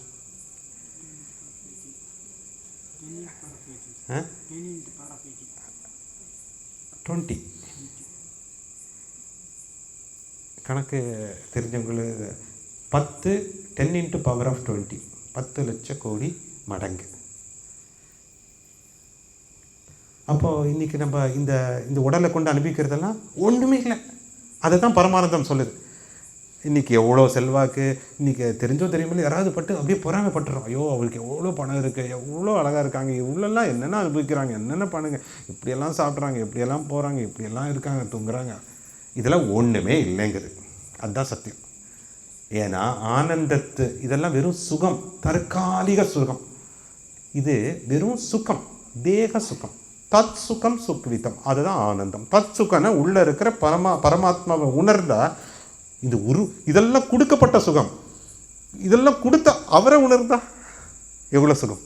இதெல்லாம் வழங்கப்பட்ட சுகம். உங்களை அப்படியே டைவர்ட் பண்ணுறதுக்காக, உங்களை துக்கத்தில் ஆள வைக்கிறதுக்காக இதெல்லாம் வழங்கப்பட்டது. இது எப்படின்னா அப்படியே தூக்கி போடப்பட்டது. சிற்றின்பம், அதை தான் சிற்றின்பம்னு சொல்கிறோம். அது சிற்றின்பம், அதை தூக்கி போட்டது. அதே இவ்வளோ சுகமாக இருக்குதுன்னு அதை நோக்கி இன்றைக்கி ஒவ்வொரு ஜீவாத்மாவும் பணம், பதவி, அது மோகம்லாம் தேடி ஓடும்போது அது எவ்வளோ மடங்கு இருக்கும். தூக்கி போட்டதே எவ்வளோன்னா, தூக்கி போட்டவர் உணரும்போது, அவரை உணரும்போது எவ்வளோ ஆனந்தம் இருக்கும். இதுதான் பரமானந்தம். அந்த ஆனந்தத்தை வழங்கக்கூடிய சக்தி தான் அஹ்லாதினி சக்தி, அஹ்லாத ஜனனி சக்தி. ஜனனின்னும் போது பூமி, ஹிலாதினி சக்தி, ஹிலாதினி சக்தி. இப்போ தலைப்பு அதுதான். அந்த ராதா தான், தாராதான், ஆதாராதான், ஆராதனாதான் கிருஷ்ணாவோட ஆராதனாவாக இருக்காங்க. எப்படின்னா கிருஷ்ணன் மூலியமாக ஆனந்தம் எல்லாத்துக்கும் கொடுக்கப்படுது. கோபியர்களுக்கு கிருஷ்ணர் மூலியமாக யசோதா அம்மா ஆனந்தத்தை வாங்கினாங்க. கிருஷ்ணர் மூலியமாக பாண்டவர்கள் ஆனந்தத்தை வாங்கினாங்க. கிருஷ்ணோட இருக்கும்போது ஆனந்தம், ஒரு அவதாரத்தோடு இருக்கும்போது ஒவ்வொருத்தருக்கும் ஆனந்தம் கிடைக்கப்பெறுது. என்னமோ தெரியல, உங்களோடு இருந்தாலே ஒரு சந்தோஷமாக மனநிறைவு. இதெல்லாம் ஒரு கோஷ ஆனந்தம். இந்த ஆனந்தத்தை யார் கொடுக்குறான்னா ஹலாதினி சக்தின்னு சொல்லக்கூடிய ராதா கொடுக்குறாங்க. அப்போது கிருஷ்ணருக்கே ஆனந்தத்தை கொடுக்கக்கூடிய அந்த ஹலாதினி சக்தி தான் ராதா, ராதா, ராதா. அப்போ ராதா தத்துவத்தை சொல்லி தீர்க்க முடியாது, அது உண்மையாக விவரிக்கவும் முடியாது, விளக்கவும் முடியாது. அதை அனுபவிக்க தான் செய்யும். ஏதோ கொஞ்சம் எழுதி வச்சதை ஒவ்வொருத்தரும் அந்த உணர்வில் இந்த ராதா தத்துவத்தை ஒவ்வொருத்தரும் மகான்களும் சொல்லியிருக்காங்க. ராதா அந்த ஹிலாதினி சக்தி. இந்த ஹிலாதினி சக்தி 2 விஷயத்தில் உதவுது. 2 விஷயத்துக்கு இந்த ஹிலாதினி சக்தி பயன்படுது. ஒன்று, கடவுளுக்கே ஆனந்தத்தை கொடுக்கக்கூடிய சக்தியாக மனித வடிவில் அவதாரமாக இருந்தாலும், வைகுண்டத்தில் யோக நித்திரையில் இருந்தாலும், சிவபெருமானா அங்கே கைலாசத்தில் இருந்தாலும், சத்தியலோகத்தில் பிரம்மதேவராக இருந்தாலும், அந்த ஒவ்வொருத்தருக்கும் ஆனந்தத்தை கொடுக்கக்கூடிய சக்தியாக அது ஹிலாதினி சக்தி இருக்குது. இன்னொன்று, பக்தர்களுக்கு அந்த பௌஷ்டிகத்தை, அந்த அந்த ஆகாரத்தை கொடுத்து பக்தி மார்க்கத்தில் இன்னும் அவங்கள மேல்நிலைப்படுத்துறதுக்கும் ஹிலாதினி சக்தி இருக்குது. அப்போது ஹிலாதினி சக்தி 2 விஷயத்துக்கு பயன்படுது. ஒன்று, ஆனந்தத்தை கொடுக்குது. கடவுளை உணரும்போது, மோகத்தை தவிர்த்து மோட்சம் அடையும் போது, ஜீவமுக்தனாக மாறும்போது ஆனந்தத்தை கொடுக்குது. இது ஹிலாதினி சக்தி. ரெண்டாவது நிலை என்ன தெரியுமா? ஹிலாதினி சக்தியோட தன்மை ஒவ்வொரு பக்தரும் அந்த ஆனந்தத்தை அனுபவிக்கணுன்ற அந்த ஏக்கத்தை கொடுக்குது. அதனால் பக்திக்கு உணவு ஊட்டுது.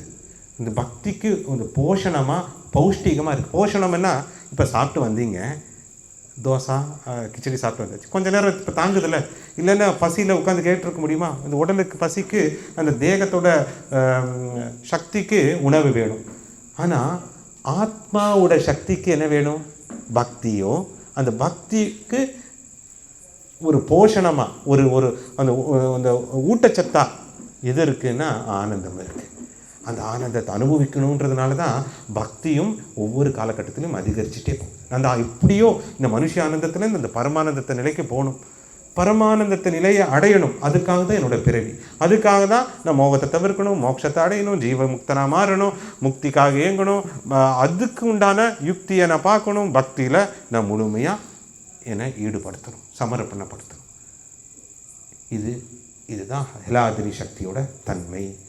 இப்போது நம்ம எங்கேருந்து ஆரம்பித்தோம்? அவதாரத்துலேருந்து ஆரம்பித்தோம், சத்தில் ஆரம்பித்தோம், சித்தில் ஆரம்பித்தோம். இந்த ஆனந்தம் இல்லைன்னா சத்தும் சித்தும் ஒரு ஜீவாத்மாக்கு கடவுளோட துகள்களாக இருக்கக்கூடிய ஒவ்வொரு இதுக்கும் ஒரு தன்மையே உணர முடியாது. அந்த ஆனந்தத்துக்காக தான் சத்தும் சித்தும். அதனால தான் அது முழுமை அடையணும்னா சத்து சித்து மூலியமா ஆனந்தத்தை அனுபவிக்கணும். அந்த சத்தை நம்ம சித்து கொண்டு விழிப்புணர்வோட மூலத்தை தெரிஞ்சுக்கணும். எல்லா இடத்துலையும் நீக்கமர நிறைந்திருக்கும் அந்த பேராற்றலை உணரணும். அப்போ தான் ஆனந்தம் கிடைக்கப்பெறும். அந்த ஆனந்தம் சத்தையும் சித்தையும், சித்தை கொண்டு சத்தை யார் உணர்றாங்களோ, இந்த சித்திலேயே யார் இருக்காங்களோ அவங்களுக்கு ஆனந்தத்தை ராதான்னு சொல்லக்கூடிய இந்த ஹிலாதினி சக்தி வாரி வாரி வழங்கும். அந்த ஆனந்தத்தை அனுபவிக்கும் போது அதுக்குண்டான உங்களுக்கு இதுவும் சொல்லிட்டேன், மனுஷ ஆனந்தத்துக்கும் இந்த பரமானந்தத்துக்கும் எவ்வளோ அளவு, எவ்வளோ தன்மை, அது எப்படி பெருக்கு எடுத்துகிட்டு போகலாம். 10 லட்சம் கோடி மடங்கு. 10 லட்சம் கோடி மடங்குக்காக, மனுஷானந்தத்துக்காக எவ்வளவோ விஷயத்த கடவுள்கிட்ட இன்றைக்கி கேட்டுட்ருக்கீங்க. எவ்வளோ கேட்குறீங்க? என் முட்டி பிரச்சனை தீரணும், என்னோடய இருமலை தீரணும், என்ன உங்களுக்கு கொஞ்ச நேரம் அந்த அதெல்லாம் பணம் வேணும், பதவி வேணும், உடல் ஆரோக்கியம் வேணும், வேணும், சேவைக்காக கூட கேட்கலாம். ஆனால் எல்லாமே எதுக்காகனா கடைசி இந்த ஆனந்தத்தை அனுபவிக்கிறதுக்காக. அதனால தான் அவதாரத்தோடு இருக்கும்போது 3 விஷயம் கிடைக்கும். அந்த 3ல் உயர்வான விஷயமும் ஆனந்தம். ஒன்று, அவதாரத்தோடு இருக்கும்போது கைடன்ஸ்ன்னு சொல்லக்கூடிய நீங்கள் எப்படி வாழணும், நீங்கள் என்னென்ன பண்ணணும் அப்படின்னக்கூடிய அந்த உபதேசம் அது கிடைக்கப்பெறும். 2வது மனமாற்றம். போக போக அந்த கைடன்ஸை வாங்கி வாங்கி வாங்கி மனமாற்றம், அந்த டிரான்ஸ்ஃபார்மேஷன் நடக்கும். சுவாமி சொல்கிறபடி நான் நடக்கணும், சுவாமி பேச்சை கேட்டு நான் அப்படியெல்லாம் மாறணும் அப்படிங்கிற அந்த மனமாற்றம் அது கண்கூடாவே சும்மா இருந்தாலே நடக்கும். தீய எண்ணங்களெல்லாம் விலகும், தீய பழக்கங்கள்லாம் போகும், அன்பு கொஞ்சம் கொஞ்சம் பெருகும், சேவை மனப்பான்மை அதிகரிக்கும். அந்த மனமாற்றத்தை நீங்களே உணரலாம். அது மனமாற்றம். 3வது நிலை. இது 2 எதுக்குன்னா அந்த 3வது ஆனந்தத்துக்காக தான். அந்த ஆனந்தம், இந்த பரமானந்தம், இந்த ஆத்மானந்தம் மூலியமாக உங்களோட கோஷத்தை அது அடையும் போது, அதை ஸ்பரிசிக்கும் போது இந்த ப்ரெசன்ஸில் இருக்கும்போது இந்த ஃபிசிக்கல் பாடி ஸ்தூல ரூபம் மூலிமா உங்களோட கோஷத்தை அதை தொடும்போது உங்களுக்கு ஆனந்தம் கிடைக்கப்படும். ஆனால் அதுவும் தற்காலிகம் தான். அந்த ஆனந்தம் கூட தற்காலிகம். அந்த ஆனந்தத்துக்காக தான் அவதாரத்தோட ஒவ்வொருத்தரும் இருக்கணும்னு ஏங்குவாங்க. மனித வடிவில் அதுக்காக தான் இருக்கணும்னு ஏங்குவாங்க. ஆனால் இருந்தாலும் அது கூட தற்காலிகம். அதை காட்டிலும் பெருசு நீங்கள் என்றைக்குமே ஆத்மானந்தத்தில் இருக்கிறது. அந்த ஆத்மானந்த நிலையும் ஒரு ஆத்மா பரமாத்மா மனித வடிவில் இருக்கும்போது அந்த உங்களையும் அந்த நிலைக்கு எடுத்துகிட்டு போகக்கூடிய சக்தியும் இருக்குது. அந்த கோஷானந்தம் மூலியமாக சின்ன அந்த ருச்சியை கொடுக்குறாரு. இது எப்படின்னா, ஒரு ஸ்வீட்டை பற்றி சொல்லிகிட்டே இருக்கோம். சரி, காஜு கட்லின்னு சொல்கிறோம். நிறைய பேருக்கு காஜு கட்லின்னா தெரியாமல் கூட இருக்கலாம். ஆனால் ஒரு தடவை அதோட அந்த ஸ்வீட்டை பற்றி இனிப்பை பற்றி கொஞ்சம் வர்ணனை நடக்குது. அந்த வர்ணிப்பு பார்த்தோன்னா நல்லா இருக்கும் போல் இருக்கே, அங்கே இருக்கிற இன்க்ரீடியன்ட்ஸ் போட்டால் இதெல்லாம் நல்லா இருக்கும் போல் இருக்கே, ஏலக்காய், முந்திரி பருப்பு எல்லாம் நல்லா தான் இருக்கும் போல் இருக்குது அப்படின்னு நம்ம கொஞ்சம் இன்னும் ஏக்கம் வருது. அந்த ஏக்கம் அதுக்கப்புறம் ஒரு நாள் யாராவது சமைச்சு கொடுக்குறாங்க. அந்த சின்ன ஒரு பீஸ் எடுத்து வைக்கிறோம். ஆஹா நல்லா இருக்கே. முதல்ல அதை பற்றி கேட்கும்போது கொஞ்சம் ஆச்சரியமாக இருந்தது, ஒன்றும் அளவுக்கு ஈடுபாடு இல்லாமல் இருந்தது. அதை பற்றி வர்ணிக்கும் போது இப்படியெல்லாம் சமைக்கணும்னு போகும்போது கொஞ்சம் நாவில் எச்ச ஊறிச்சு, கொஞ்சம் அது சுவைக்கணுன்ற ஆசை வந்தது. அதையும் கடந்து அது ஒரு நாள் அதை ருசித்து பார்த்ததுக்கப்புறம் ஆஹா இதை தினமும் சாப்பிடணும் அப்படின்னு மனசு கேட்கும். இதே மாதிரி தான் ஆனந்தம். அவதாரத்தோடு இருக்கும்போது அது அப்படியே அந்த காஜு கட்லியே சின்னதாக எடுத்து போடுற மாதிரி, ஒரு பீஸ் எடுத்து போடுற மாதிரி. ஆனால் ஒவ்வொரு நாளும் இருந்தால் எப்படி அப்படி. ஒருவேளை அகர்வால் ஸ்வீட்ஸ் மூடிடுச்சுன்னா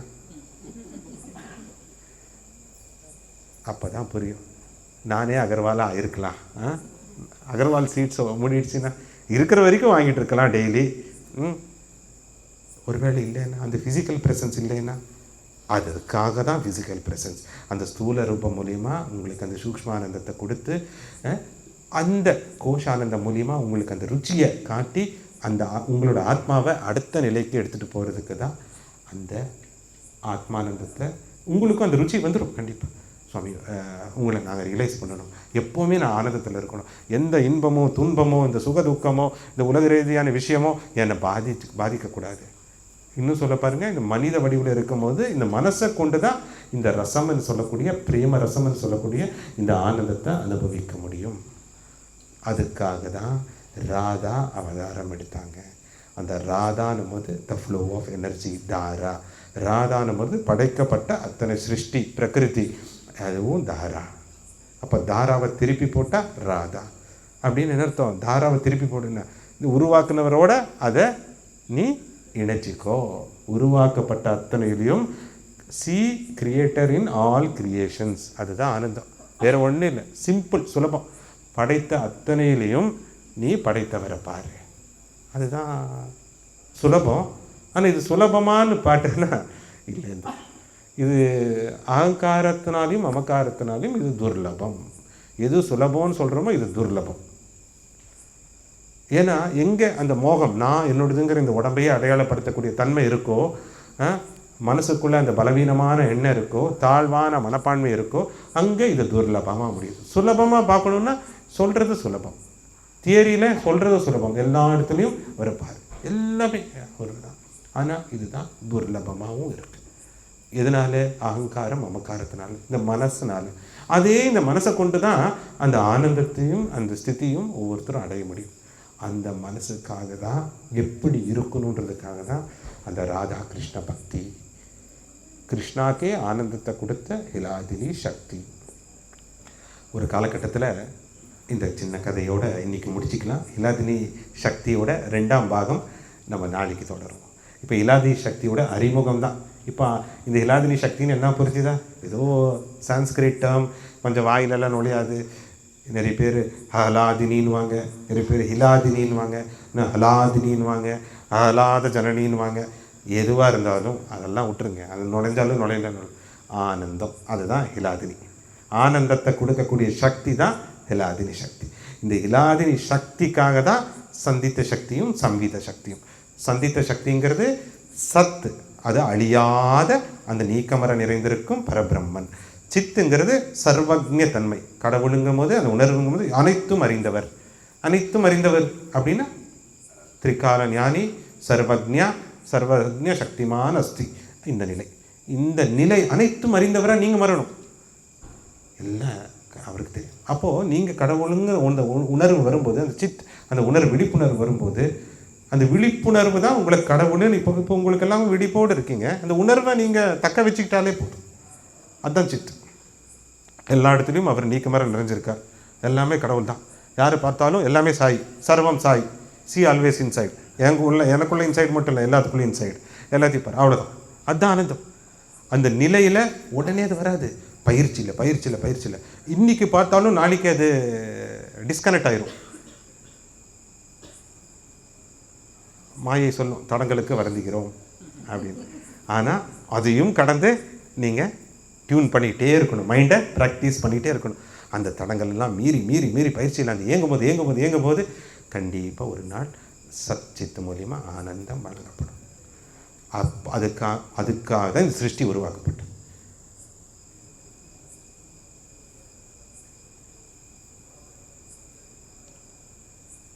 ராதா ஒரு நாள் நிகுஞ்சலீலால வனத்தில் படுத்துட்டு இருக்காங்க. கிருஷ்ணர் ராதாவோட காலை பிடிச்சிக்கிட்டு இருக்காரு. அவருக்கு ஆனந்தத்தை கொடுக்கக்கூடிய சக்தியில் எல்லாம் காலை பிடிச்சிட்டு இருக்காரு. கிருஷ்ணர், பாலகிருஷ்ணர் காலை பிடிச்சிட்டு இருக்காரு, சேவை செஞ்சிட்ருக்காரு. இப்போது ராதா யதார்த்தமாக சொல்கிறாங்க, என்னென்னா இன்றைக்கி கொஞ்சம் வித்தியாசமாக விளையாடுவோமா. ரொம்ப அற்புதமான ஒரு லீலை தான் ராதாகிருஷ்ண பிரேமம். இந்த ராதாகிருஷ்ண பிரேமையை, இந்த கதையை சொல்கிறதுக்கு முன்னாடி உண்மையாக ஒரு 3 நிபந்தனை இருக்குது. இந்த ராதாகிருஷ்ணரோட அன்பு தேக பாவத்தில் இருக்கிறவங்களுக்கு, அதாவது ஆன்மீக புரிதல் இல்லாதவங்களுக்கு புரியவே புரியாது. இது ஒன்று. ரெண்டாவது, புரியாதுங்கிறது ஒன்று. ரெண்டாவது, இந்த ராதாகிருஷ்ணோட அன்பை அந்த பிரகிருதி புருஷா, அந்த பரமாத்மா உருவாக்குனவர், அதுக்குள்ளே இருக்கிற அந்த சம்யோகத்தை, அதை அந்த ராதாகிருஷ்ண வடிவமாக பரமாத்மா பிரகிருதிங்கிற வரக்கூடிய இந்த தன்மையை உயர்வான நிலையில் இருக்கிறவங்க தான் இதை தெரிஞ்சிக்க முடியும். இன்னும் குறிப்பாக சொல்லணுன்னா லிபரேட்டட் சோல், முக்த ஜீவிகள் தான் முழுமையாக இவங்களை புரிஞ்சிக்க முடியும். ஏன் இதை சொல்கிற தெரியுமா? 3வது நிபந்தனையும் ஒன்று இருக்குது. ஒருவேளை இன்றைக்கி சொல்லக்கூடிய நிறைய பேர் ராதாகிருஷ்ணன்னா நல்ல லவ்வர்ஸ் அதுதானே. இப்போ அவங்க கல்யாணம் பண்ணிக்கல, நம்ம ஆடிப்பாடிட்டு இருந்தாங்க. ஏதோ சினிமாவில் 2 பேர் ஹீரோயின் மாதிரி ஆடிப்பாடிட்டு இருந்தாங்க. 2 பேர் லவ்வர்ஸாக இருந்தாங்க. ஆனால் ரொம்ப நல்லா லவ் பண்ணாங்க. அதுதான் நிறைய பேர் இந்த 2 கண்ணால் பார்க்க முடியக்கூடிய அந்த தன்மை தான். அது கிடையாது. ரெண்டாவது, அந்த ராதாகிருஷ்ண பிரேமத்தை அந்த வெறும் அந்த 2 உடம்பு சேர்ற மாதிரி தேக பந்தத்தோடு அதை ஈடுபடுத்தக்கூடாது. அதுவும் கிடையாது. 3வது, அவங்க செஞ்ச சின்ன சின்ன திருவிளையாடுகளை ஏதோ சின்ன பசங்க விளையாடுறாங்கன்ற அந்த விளையாட்டாகவும் நினைக்கக்கூடாது. ஒவ்வொரு லீலைக்கும் பின்னாடியும் லீலாமிருத்தம் இருக்குது, அமிர்தம் இருக்குது, ஞானம் இருக்குது. பல வருடங்களுக்கு, பல யுகங்களுக்கு இந்த அற்புத லீலா ஞானமாக எல்லாத்துக்கும் அந்த ரசமான ருசி, அந்த டேஸ்ட். ஒரு பழம் இப்படி இருக்குதுன்னு சொல்கிறத விட பழத்தோட ஜூஸ் தான் ரொம்ப டேஸ்ட். பழத்தோட பொழிவு அழகாக இருக்கலாம், அந்த ஜூஸ் முக்கியம். ஒரு ஸ்வீட்டு பார்க்குறதுக்கு நல்லா இருக்கலாம், அந்த ருசி ரொம்ப முக்கியம். அந்த மாதிரி அந்த ருச்சியை இந்த ராதாகிருஷ்ண பிரேமம் முடியும். ரெண்டாவது, முக்த ஜீவியால் மட்டும்தான் இந்த ராதாகிருஷ்ண அன்பை, இந்த பிரேமத்தை புரிஞ்சிக்க முடியும். 3வது, இந்த ராதாகிருஷ்ண கதையை யார் கேட்குறாங்களோ அவங்க உயர்ந்த ஆத்மாக்கள். இப்போ கைத்தட்டலாம், நீங்கள் தான்.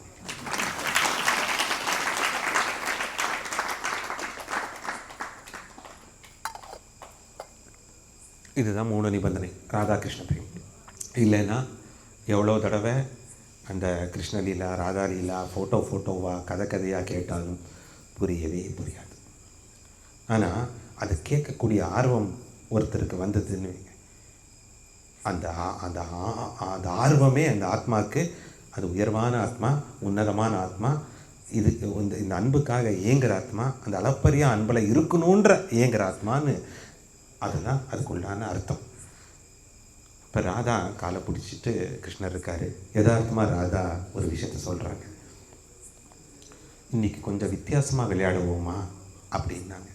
என்ன இப்படி விளையாடணும்? அந்த விளையாட்டு நிறைய நடக்கும். மகாசக்கீஸ் இருப்பாங்க, எல்லாமே அங்கே எல்லாமே வந்தவங்க, அவதாரத்தோடு இருக்கணும்னு வந்து ஏங்கினவங்க. அப்போ ராதா ஒன்று சொல்கிறாங்க, இன்றைக்கி இந்த பக்கத்தில் ஆற்றுல யமுனா நதி கரையில் அந்த களிமண் இருக்குது, களிமண் எடுத்துகிட்டு வந்து நீ பொம்மை பண்ணு அப்படிங்கிறாரு. ராதா சொல்கிறான் கிருஷ்ணா கிட்ட.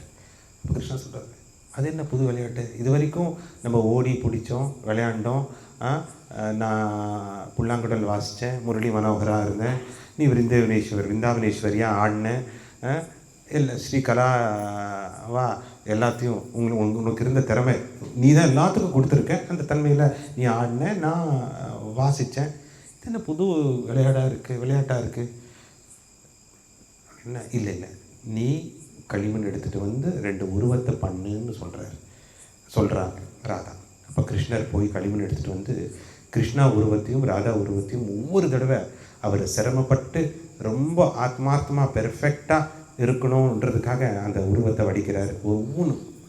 ஒவ்வொரு தடவை வடிச்சுட்டு இது எப்படி இருக்குது, இது என்ன மாதிரியே இருக்கா, இது உன்ன மாதிரியே இருக்கா அப்படின்னு மாற்றி மாற்றி கேட்டுக்கிட்டே இருக்கார். இப்போ ராதா சொல்கிறாங்க, இல்லை சரியாக வரல, இது என்ன மாதிரியே இல்லை, இது உன்ன மாதிரியும் இல்லை அப்படின்னு சொல்லி எதுவும் ஒன்று குறை சொல்லிடுறாங்க. குறை சொல்லிட்டு என்ன சொல்கிறாங்க, இதை உடச்சி போடுன்றாங்க. மறுபடியும் பிசைஞ்சு அந்த சிலையை, அந்த களிமண் சிலையை உங்கள் கையாலேயே உருவாக்குன்றாங்க. இது நடந்துக்கிட்டே இருக்குது. 2வது தடவை, 3வது தடவை, 4வது தடவை, 5வது தடவை வரும்போது கிருஷ்ணருக்கே கோபம் வந்துடுது. எதை பார்த்தாலும் ஏதோ ஒன்று குறை சொல்கிறேன், ஒன்று கண்ணு சரியில்லைன்ற, ஒன்று மூக்கு சரியில்லைன்ற, இப்படி எனக்கு சிரமம் ஆயிடுச்சு, நான் இதுக்கப்புறம் பண்ண போகிறதில்ல, உனக்கு என்ன தான் வேணும், இதோட அர்த்தம் என்ன என்னவோ ராதா யதார்த்தமாக சொல்கிறேன். இந்த ராதா கிருஷ்ணா 2 விக்கிரகம் தனித்தனியாக இருக்கும்போது அதில் எனக்கு ஒரு ருச்சி இல்லை. ஒரே மாதிரி நல்லாவே சிற்ப கலை இருந்தாலும் ருச்சி இல்லை. நீங்கள் அதை உடச்சி 2 பேரையும் அப்படியே சேர்த்து பிசைகிறீங்களே, அதில் ருசியாக இருக்குது.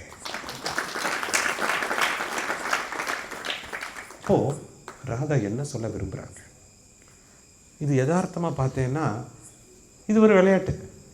இப்படி இருந்தாங்க, இப்படி சிரிச்சுக்கிட்டாங்க, ஹாப்பியாக இருந்தாங்க. இதில் அர்த்தம் என்ன? உருவம் வேறு வேறு இருந்தாலும், வடிவம் வேறு வேறு இருந்தாலும், இயற்கை கடவுளால் பிரகிருதி அண்டசராசரம் உருவாக்கப்பட்டாலும் எல்லா இடத்துலையும் கடவுள் நிறைந்தவர். எல்லாத்துலேயும் அந்த ஒரு தன்மையை எல்லா இடத்துலையும் பாருங்கள். See oneness in all, see unity in multiplicity, see unity, அந்த ஒற்றை தன்மை, ஒரே சக்தியை எல்லா இடத்துலையும் பாருங்கள், எல்லா வடிவத்துலையும். இந்த ஒரு சக்தி தான் கருப்பா, சிவப்பா, குள்ளமா, உயரமா, குண்டா, சிறுசா, பெருசா, மலையா, தண்ணியா, எல்லா இடத்துலையும் ஒரே இதாக இருக்குது. ஒரே சக்தியால் உருவாக்கப்பட்டவரை அந்த படைப்பாளையே எல்லா இடத்துலையும் பாரு. அதுதான் ராதா அந்த சின்ன அந்த மண் பொம்மை மூலியமாக, அந்த களிமண் மண்மை மூலியமாக உணர்த்துறாங்க. அது சேரும்போது எனக்கு ஆனந்தமாக இருக்குன்றாங்க. அது என்ன உணர்த்துறாங்க? ராதா கிருஷ்ண ஸ்வரூபினா, கிருஷ்ணா ராதா ஸ்வரூபினா, ராதா பூர்ண சக்தி, கிருஷ்ணா பூர்ண சக்திமான். भेदभाव नहीं, 2 वस्तु में यही शास्त्र प्रमाण. 2க்கும் வித்தியாசம் கிடையாது. இன்றைக்கி அந்த வித்தியாசம், அந்த செப்பரேஷன், அதுதான் மாயை, வேறு ஒன்றும் இல்லை. நீங்கள் வேறு, நான் வேறு அப்படின்னு அந்த பிரிக்கக்கூடிய அந்த தன்மை இல்லை.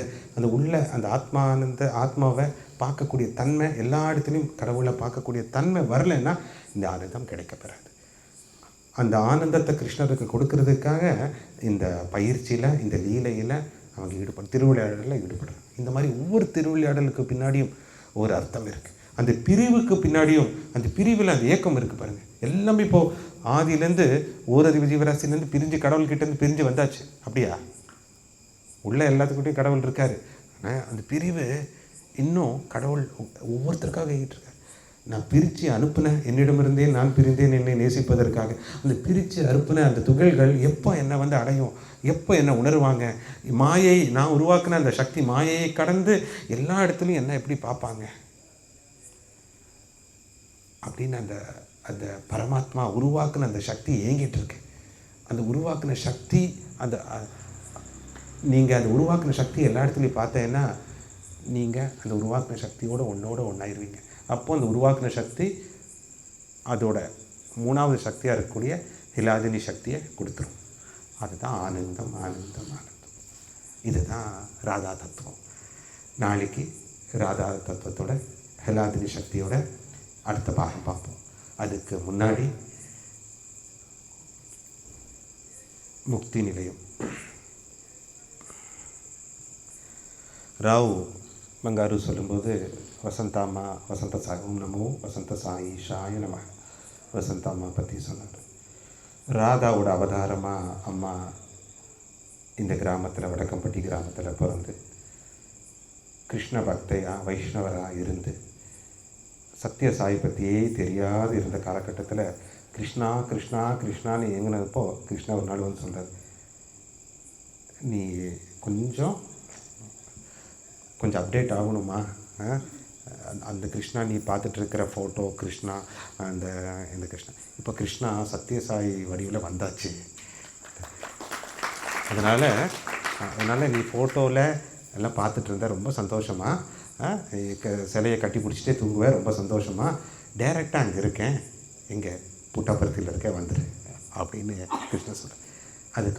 அதுக்கப்புறம் அந்த ராதா கிருஷ்ணனோட பிரேமம் இந்த கலியுகத்தில் அது ஆரம்பிக்குது. சத்யசாயிக்கும் அம்மா வசந்த சாயிக்கும் அது ஆரம்பிக்குது. அது ஆரம்பித்து நிறைய லீலைகள் இருக்குது. அது நம்ம ரொம்ப பெரிய சரித்திரம். அம்மாவோட விசேஷம், அம்மாவோட முழுமையான வாழ்க்கையில் அவங்க கண்ணாடி பார்த்ததில்லை மூஞ்சி.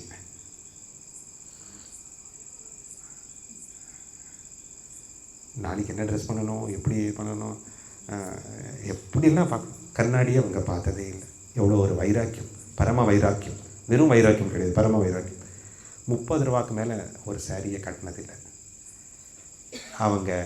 அவங்க என்றைக்குமே அந்த நாமஸ்மரணம் எழுதுறதை நிறுத்துவதே இல்லை.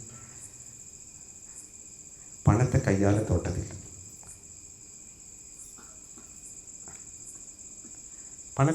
தொட்டதில்லை. கண்ணாடியை பார்த்ததில்லை. இதுவும் கடந்து அம்மாவும் உடம்புல தான் இருக்காங்க. சராசரி ஒரு கிராமத்து பெண்ணாக இப்போ வயதான ஒரு வடிவமாக இருந்தாலும் அவங்களோட வாழ்க்கையில் கண்ணாடியை பார்த்ததில்லை, பணத்தை கை தொட்டதில்லை, 30 ரூபாய்க்கு மேலே அந்த சேலையை கட்டினதில்லை. என்றைக்குமே அந்த கிருஷ்ண உணர்வு இருந்திருக்காங்க. அதுக்கப்புறம் தான் இந்த முக்தி நிலையத்தை பகவான் சொல்லி இந்த ஆசிரமத்தை, இந்த பீட்டத்தை நிர்மாணம் பண்ணாங்க. இதில் இப்போ நாளைக்கு நீங்கள் எல்லாம் அர்ச்சக ரூபத்தில் பார்க்க போகிறீங்க. ரொம்ப அதை பற்றி பேச வேண்டாம். ரொம்ப முக்கியமானது முக்தி ஸ்தூபி. இந்த முக்தி ஸ்தூப்பியில் இருக்கக்கூடிய 33 அடி உயரம். அந்த முக்தி ஸ்தூப்பி என்ன குறிக்குதுன்னா முக்தியை கொடுக்கக்கூடிய ஸ்தூணம் இருக்குது. பிரசாந்தியில் சர்வதர்மா ஸ்தூப்பி இருக்குது. எல்லாமே ஒன்றுன்னு சொல்கிறது. எல்லாமே ஒன்று நீங்கள் உணர்ந்துட்டிங்கன்னா இங்கே வந்து முக்தியை வாங்கிக்கோன்னு சொல்கிறது தான் முக்தி ஸ்தூப்பி. சர்வதர்மா ஸ்தூப்பி எல்லாமே ஒன்று, எல்லா மதமும் ஒன்று. சர்வதர்மான் பரித்யஜ்ய மாமேகம் சரணம் பிரஜ அகம் துவம் சர்வ பாபேபியோ மோக்ஷாஸ்மி மாசிச்ச. கிருஷ்ணா அவ்வளோதான். எல்லாம் சொல்லிட்டு கடைசியில் என்ன சொல்கிறது, ஒன்றும் வேண்டாம், சும்மா சரணடிச்சுக்கோ, என்ன என் பாதத்தை பிடிச்சிக்கோ, அவ்வளோதான். அந்த பக்தி இந்த பக்தி அந்த மந்திரம் அதெல்லாம் எல்லாம் பண்ணுறதெல்லாம் இதுக்காக தான் நானே இருக்கேன், எல்லாம் முடிச்சிரு அப்படின்னு. அந்த மாதிரி இந்த முக்தி ஸ்தூப்பியில் 33 அடியில் இந்த முக்தி ஸ்தூப்பி கீழே 16 தாமரை இதழ்களோட மகாலட்சுமி 16 காலங்களை, 16 ஐஸ்வர்யங்களை, 16 தன்மைகளை உணர்த்தக்கூடிய ஷோடாஷ தன்மையை உணர்த்தக்கூடிய தன்மையில் முக்தி ஸ்தூப்பி நின்று இருக்கு. 33 அடி உயரத்தில் 6 சக்கரத்தை முக்தி ஸ்தூப்பியோட தூண் கொண்டிருக்கு. 6 சக்கரங்கிறது உடம்புல மூலாதாரத்துலேருந்து ஆக்னி சக்கரம் வரைக்கும் அந்த தன்மையை ஒரு கடந்து போகணும். மேலே இருக்கிறது சஹசிராரம், 1000 தாமரை இதழ் கொண்டு எல்லாத்துக்கும் முக்திக்கு வழிகட்டணும். அதுக்கு மேலே ஒரு நட்சத்திரம் இருக்குது. அந்த நட்சத்திரம் 4 திசையை குறித்து மேலே 5வது அந்த தன்மை, அந்த அந்த அந்த பாயிண்டிங் அது வந்து டுவர்ட்ஸ் வைகுண்டா, அது போகிறதுக்கு தான் ஒன்று. இந்த முக்தி ஸ்தூப்பியில் சத்யசாய் பிரேமசாய், சத்யா பிரேமா ரெண்டும் கலந்துருக்கு. பிரேமம் தான் சத்தியம், சத்தியம் தான் பிரேமம். Truth is love, love is truth. அதுதான். அப்போது பிரேமத்தின் வடிவாக வசந்தா சாய் அம்மா இருக்காங்க, சத்தியத்தின் வடிவாக பகவான் ஸ்ரீ சத்யசாயி இங்கே இருக்கார். இந்த 2 உணர்வு சங்கமமாகி எல்லா இடத்துக்கும் இந்த கோயில், இந்த அமைப்புக்கு பேர் சத்தியயுக சிருஷ்டி கோயில். அதனால் சத்தியயுகம் ஆரம்பிக்கிறதுக்கு இந்த இடம், இந்த முக்தி நிலை கஷேத்திரம் அற்புதமாக இருந்திருக்கு. ஆனால் இருந்தாலும் இங்கே 108 சிறு கோயில்கள் இருக்குது. அதெல்லாம் காலையில் நீங்கள் பார்க்க போகிறீங்க. இந்த முக்தி ஸ்தூபியம் ஒன்றே போதும். மறுபடியும் எதுக்கு பகவான் 108 கோயிலில் எல்லா மகான்கள் ஞானிகள் எல்லாத்தையும் பிரதிஷ்டை பண்ண சொன்னார், எல்லா அவதாரம் எல்லாத்தையும் பண்ண சொன்னார். முனிவர்கள், ஞானிகள், நட்சத்திரங்களுக்கெல்லாம் சிலை இருக்குங்க, ராசிகள், இந்திர சபை எல்லாமே இருக்குது, நாகதேவதா எல்லாம். ஏன்னா இந்த முக்தி ஸ்தூபி மட்டும் வந்து பார்த்துட்டு போங்கன்னா அவசர காலம் இல்லையா இந்த லோகம். ஒரு 2-3 பிரதட்சணை பண்ணிவிட்டு வீட்டுக்கு ஓடிடுவாங்க. 108 கோயில் இருக்கிறதுனால ஒரு 1.5 மணி நேரமாவது இங்கே இருப்பாங்க. இந்த 1.5 மணி நேரம் இருக்கிறதுனால எதுக்காக வந்தவன்னு தெரியாமல் இருந்தால் கூட அந்த உணர்வு வாங்கி முக்திக்கு அந்த ஆத்மா தயாராகும். அப்படியே சுற்றிட்டு போனால் யாராக இருந்தாலும் ஒவ்வொரு விக்கிரகத்தை பார்க்குறதுக்கு ஒரு ஆசை. சரி, ஸ்ரீ காளி, ஞான சக்தி தர சுவாமி அப்படின்னு ஒன்றா படித்து பார்த்து 1.5 மணி நேரமாவது இங்கே இருக்கலாம். அதில் இந்த முக்தி ஸ்தூபியோட உணர்வு அயலாது. இந்த முக்தி நிலையம் யுகமாக எப்படி இருந்தது அப்படின்னா, இது கிருத்தா யுகத்தில் இது மீனாட்சி அவதாரம் எடுக்கிறதுக்கு முன்னாடியே இங்கே மகாரிஷி ஸ்ருங்கி முனிவர் தவம் இருந்த இடம், ஸ்ருங்கி மகாரிஷி தவம் இருந்த இடம். அதையும் தாண்டி மீனாட்சி பரமேஸ்வரன். இப்போ மீனாட்சி இப்போ தானே பிறந்திருக்கா, மதுரைக்கு ராணி யார்? மீனாட்சி தானே. மீனாட்சி இங்கே சாக்ஷாத் தவம் இருந்து சுந்தரேஸ்வரர் எனக்கு வேணும், பரமேஸ்வரன் வேணும்னு ஏங்குற இடம்தான் இந்த முக்தி நிலையம். இதை கொஞ்சம் ஒரு 60-70 கிலோமீட்டர் அந்த போனோன்னா ஸ்ரீவில்லி இருக்குது, ஸ்ரீவில்லிபுத்தூர். ஆண்டாள் தன் தகப்பனாராக இருக்கக்கூடிய விஷ்ணு சித்தராக இருக்கக்கூடிய பெரியாழ்வார்கிட்ட கோச்சிக்கிட்டு எனக்கு பெருமாள் வேணும், பெருமாளை தான் கல்யாணம் பண்ணிப்பேன், ரங்கமன்னாரை தான் கல்யாணம் பண்ணிப்பேன்னு சொல்கிறான். அப்பா பெரியாழ்வார் சொல்கிறார், அதெல்லாம் முடியாதுமா, அது இம்பாசிபிள், அதெல்லாம் நீ ஒரு கடவுளை கல்யாணம் பண்ண முடியாது, நீ மனித வடிவில் இருக்க. ஆண்டாள் கோதை பூதேவி. ஆனால் அப்பாவுக்கு தெரியல. சொல்லும்போது 3 நாள் இங்கே கிருஷ்ண பாவத்தில் பெருமாளோட உணர்வில் ஏங்கி அழுத இடம்தான் இந்த முக்தி நிலையம். இப்போ சொல்லுங்கள், எப்பேற்பட்ட ஒரு க்ஷேத்திரத்தில் உட்காந்துருக்கோம். மீனாட்சி தவம் இருந்து அங்கே போய் மீனாட்சி சுந்தரேஸ்வரர் திருவிழா நடக்குது. ஸ்ருங்கி மகரிஷி உண்மையாக சிவசக்தி அர்த்தநாரீஸ்வரர் தத்துவத்தை தெரிஞ்சுக்கிறதுக்காக அந்த தவம் இருந்த இடம். அதையும் கடந்து ரொம்ப ஆண்டாள் ரங்கமன்னாருக்காக ரங்கநாதனுக்காக ஏங்கின இடம். பெருமாளை கல்யாணம் பண்ணிக்கணும்னு 3 நாள் அழுத இடம், அழுதுகிட்டே இருந்திருக்கு. அதுக்கப்புறம் அப்பா எல்லாம் கிண்டல் பண்ணுவாங்க, ஆண்டாளோட சகியெல்லாம். ஸ்ரீவில்லிபுத்தூர் இங்கே தான் இருக்குது. இப்போ நாளைக்குள்ளே நீங்கள் போகிறீங்கன்னு நினைக்கிறேன். எல்லாம் கிண்டல் பண்ணுவாங்க. அதெல்லாம் நடக்கிற காரியமா? உன்னை பெருமாள் கல்யாணம் பண்ணிப்பாரா அப்படின்னு. இன்றைக்கி கூட வசந்தாமாவை கூட நிறைய பேர் கிண்டல் பண்ணிட்டு தான் இருக்காங்க. சத்யசாயி மறுபடியும் உன்னை கல்யாணம் பண்ணுவாரா? இன்னும் கூட கிண்டல் பண்ணிட்டு தான் இருக்காங்க. சத்யசாய் கொடுத்த தாலியை எப்போ என்னை கல்யாணம் பண்ணுவாருன்னு என்கிட்டே இருக்காங்க. அதுதான் ராதாபாவம். அந்த பிரிவில் அந்த ஆனந்தத்தை அனுபவிக்கிறாங்க, அந்த பரமரச ஆனந்தத்தை அனுபவிக்கிறாங்க, நடிக்கிறாங்க. அவங்களுக்குள்ள உள்ள உணர்வு இருக்குது. இப்படி தான் இருக்கணும், இப்படி தான் இயங்கணும், இந்த நினப்பில் தான் கடவுளோட நினப்பில் இருக்கணும்னு உதாரணமாக அந்த அவதாரம் சொல்லி கொடுத்துட்டு போச்சு. அதுதான் ராதாகிருஷ்ணனத்தோட பிரேம். ராதாகிருஷ்ணன் 2 உருவம், ஒரே உணர்வு தான். ஆனால் உருவத்தில் அந்த பிரிவு வந்தபோது ராதாகிருஷ்ணன் நினப்பிலேயே இருந்தான், கிருஷ்ணவும் அந்த நினப்பிலேயே இருக்கும்போது அந்த உணர்வு ரொம்ப அற்புத லீலை. அந்த மாதிரி ஒரு க்ஷேத்திரத்தில் இன்றைக்கி முக்தி நிலையத்தில் இருக்கும். ராதே ராதேன்னுவாங்க. ராதே ராதேங்கிற வார்த்தை அப்படியே முடியறதில்ல. நிறைய பேர் கூட நீங்கள் வைஷ்ணவராக இருந்தால் தெரியும், தாயார் அதுலேயும் வடக்கல்ல தென்கல்லாம் இருக்குது. குறிப்பாக தென்கலையில் சொல்லுவாங்க, தாயாரை பார்த்துட்டு போங்க, சீக்கிரம் பெருமாள்கிட்ட ரெக்கமெண்டேஷன் பண்ணிடுவார்.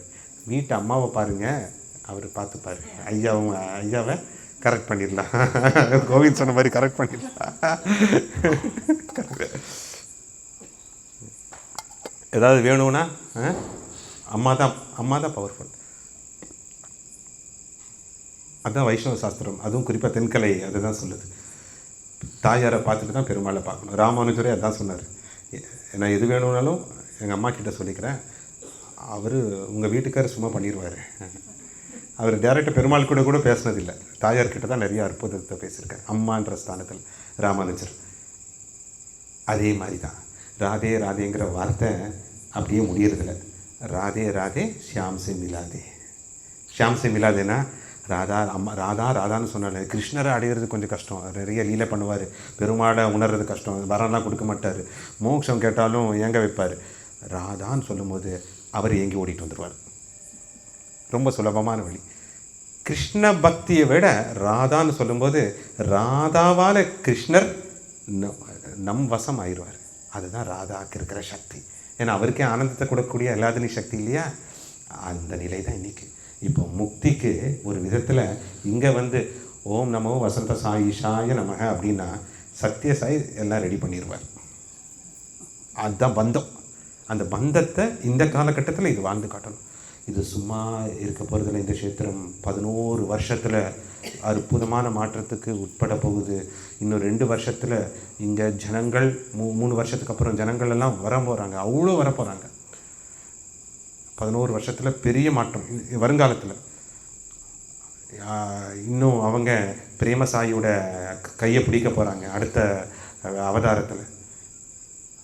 அற்புதமெல்லாம் நடக்க போகுது. இந்த காலகட்டத்தில் இந்த முக்தி நிலையத்தில் இருக்கோன்னா ஒவ்வொரு ஆத்மாவும் இதுக்காக ஏங்கிருக்கு என்ன அர்த்தம். அந்த முக்தி நிலையத்திலையும் இந்த முக்தி ஸ்தூப்பி ரொம்ப முக்கியமான ஒரு க்ஷேத்திரம். அந்த முக்தி ஸ்தூப்பியை வலம் வந்தாலே அந்த உணர்வு ரெண்டு எர்த்துக்கோய்க்க இந்த முக்தி ஸ்தூப்பி தாங்கியிருக்கு. 2 பூகம்பத்தை இந்த முக்தி ஸ்தூப்பி தாழ்த்திருக்கு. கட்டுக்கதை இல்லை, சத்தியம். இந்த முக்தி ஸ்தூப்பிகளை அவ்வளோ சக்தி. ராதா கிருஷ்ணா பாவா சத்யசாயி வசந்த சாயி சத்திய பிரேமாவோட உணர்வு இந்த மேலோங்கி இருக்கு. அதையும் கடந்து இங்கே நிறைய க்ஷேத்திரத்தில் பார்த்தீங்கன்னா இப்போ ரொம்ப விசேஷமான ஒரு அர்ச்சை ரூபங்கிறது 18 கையோடு இருக்கிற மகாலட்சுமி. அது ஆதி மகாலட்சுமி. அஷ்டதச புஜதேவி. மகாலட்சுமி 4 கையோடு இருப்பாங்க, 6 கை 10 கையோடு கூட இருக்கலாம். 18 கையோடு இருக்காங்க மகாலட்சுமி. அப்படின்னா பூர்ணமாக ஐஸ்வர்யத்தையும், பூர்ணமாக அந்த ஞானத்தையும், பூர்ணமாக அந்த வைராக்கியத்தையும், பூர்ணமாக அந்த சித்தியையும், பூர்ணமாக அந்த சகல சௌபாகியத்தையும், அந்த அதிகாரத்தையும். நீங்கள் கடவுள்னு சொல்கிறது ஒரு அதிகாரம். அது உங்களுக்கு பிறப்புரிமை. Realisation is your birth right. நீங்கள் கடவுளை உணர்றது உங்களுக்கு வழங்கப்பட்ட அதிகாரம். அது பக்தி மூலியமாக அது நிலை கிடையணும். அந்த உணர்வையும் இன்றைக்கி அஷ்டபூஷ தஜ தேவியா, தசபுஜ தேவியா 18 கையில் மகாலட்சுமி இங்கே சேவை சாதிக்கிறாங்க. அந்த காட்சி கொடுக்குறாங்க. அதுலேயும் அடுத்தது காக்கா புஜண்டர். காக்கா புஜண்டர்னே காக்கா புஷுண்டின்வாங்க. நாடி, அகஸ்திய நாடி, பிருகு நாடி, நாடி ஜோசியெல்லாம் பார்ப்பாங்களே, நாடியெல்லாம் சில விஷயத்தில் எழுதி வச்சுருக்கு. காக்கா புஜண்டர் நாடியில் முக்தி நிலையத்தோட புகழும் இப்படியெல்லாம் நடக்கும். முக்தி நிலையத்தோட புகழ் மதுரை மீனாட்சி கஷேத்திரத்தை விட இன்னும் ஓங்கும்னு கூட எழுதி வச்சுருக்கு. அப்படின்னா இதெல்லாம் நடக்க போகுது. நடக்கிறதுக்கு முன்னாடியே இப்போ நம்ம எல்லாம் எனர்ஜியை ஒவ்வொருத்தரும் வாங்கிட்டு போகிறீங்க. அதுக்கு தான் இந்த முக்தி நிலையத்தோட ட்ரிப்.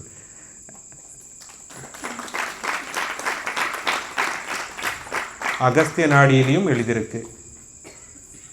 வேற என்ன நாடி சொங்க?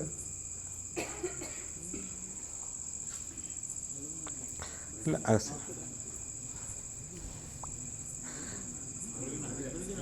பிருகு நாடி.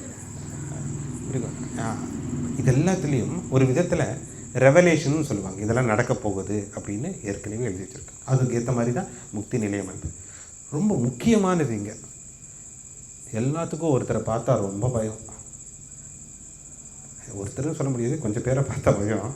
கடவுளாக இருந்தால் கூட பயம் நிறைய பேருக்கு. இந்த டெமிகாட் ராகுவை பார்த்தா பயம், கேதுவை பார்த்தா பயம், சனியை பார்த்தா பயம்.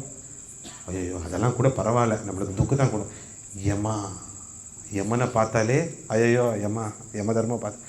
யம தர்மன் எல்லா இடத்துலையும் யமனுக்கு ஒரு கோயில் இருந்ததுன்னா பாசக்கயிறோடு இருப்பார். அது பேரே பாசக்கயிறு. பாசத்தோடு தான் இழுத்துட்டு போவார். ஆனால் நிறைய பேர் வரதில்லைன்னு சொல்கிறதுனால போட்டு இழுத்துட்டு போவார். இங்கே பாசக்கயிறு இல்லாமல் பாசமாக இருக்கிற யமனை இங்கே பார்க்க முடியும். இப்போ பாசக்கயிறு இல்லாமல் ஒரு யமனா அப்போ எவ்வளோ பாசமாக இருப்பார் பாருங்க. அப்படின்னு என்ன அர்த்தம்? பாசக்கயிறு இல்லாமல் பாசமாக இருக்கார் யமதர்மன். அதாவது ஒரு ஆத்மா வரமாட்டேன் உயிர் பயத்தில் இருந்தால் தான் அவர் கயிறு போட்டு இழுத்துட்டு போகணும். அவர் எல்லாம் முக்தி அடைஞ்சதுக்கப்புறம் அவரே வரமாட்டார். விஷ்ணு தூதர் வருவாங்கள்ல, அவருக்கு வேலையில் பாசமாக கையெடுத்து வைகுண்டத்துக்கு ஜரகண்டின்னு சொல்லுவார். அதனால தான் பாசமாக இருக்கார். ஒரு பாச கயிறு இல்லாத யமதர்மனை இங்கே பார்க்கலாம். இதுவும் பகவானோட இன்ஸ்ட்ரக்ஷன் பிரகாரம் அந்த மூர்த்தியும் பிரதிஷ்டை இங்கே செய்யப்பட்டிருக்கு. நாளைக்கு காலையில் அந்த நீங்கள் போகும்போது நகர் சங்கீர்த்தனம் அதெல்லாம் பார்க்கும்போது, அதுக்கப்புறம் மார்னிங் பிரேக்ஃபாஸ்ட்டுக்கு அப்புறம் அது பார்க்கும்போது அதை பார்க்கலாம். என்ன ஒரு அற்புதம்! பாசக்கயிறு இல்லாத ஒரு யமனை பார்க்க முடியுமா? அப்போ எவ்வளோ பாசமாக இருக்கார் பாருங்கள். அந்த தன்மை தான் முக்தி நிலையம் உங்களுக்கு கற்றுக் கொடுக்கும். அந்த உணர்வு நாளைக்கு ஹிலாதினி சக்தியோட 2ஆம் பாகத்தை பார்ப்போம். Very happy. சந்தோஷம். எல்லாத்துக்கும் பூர்ணாசி.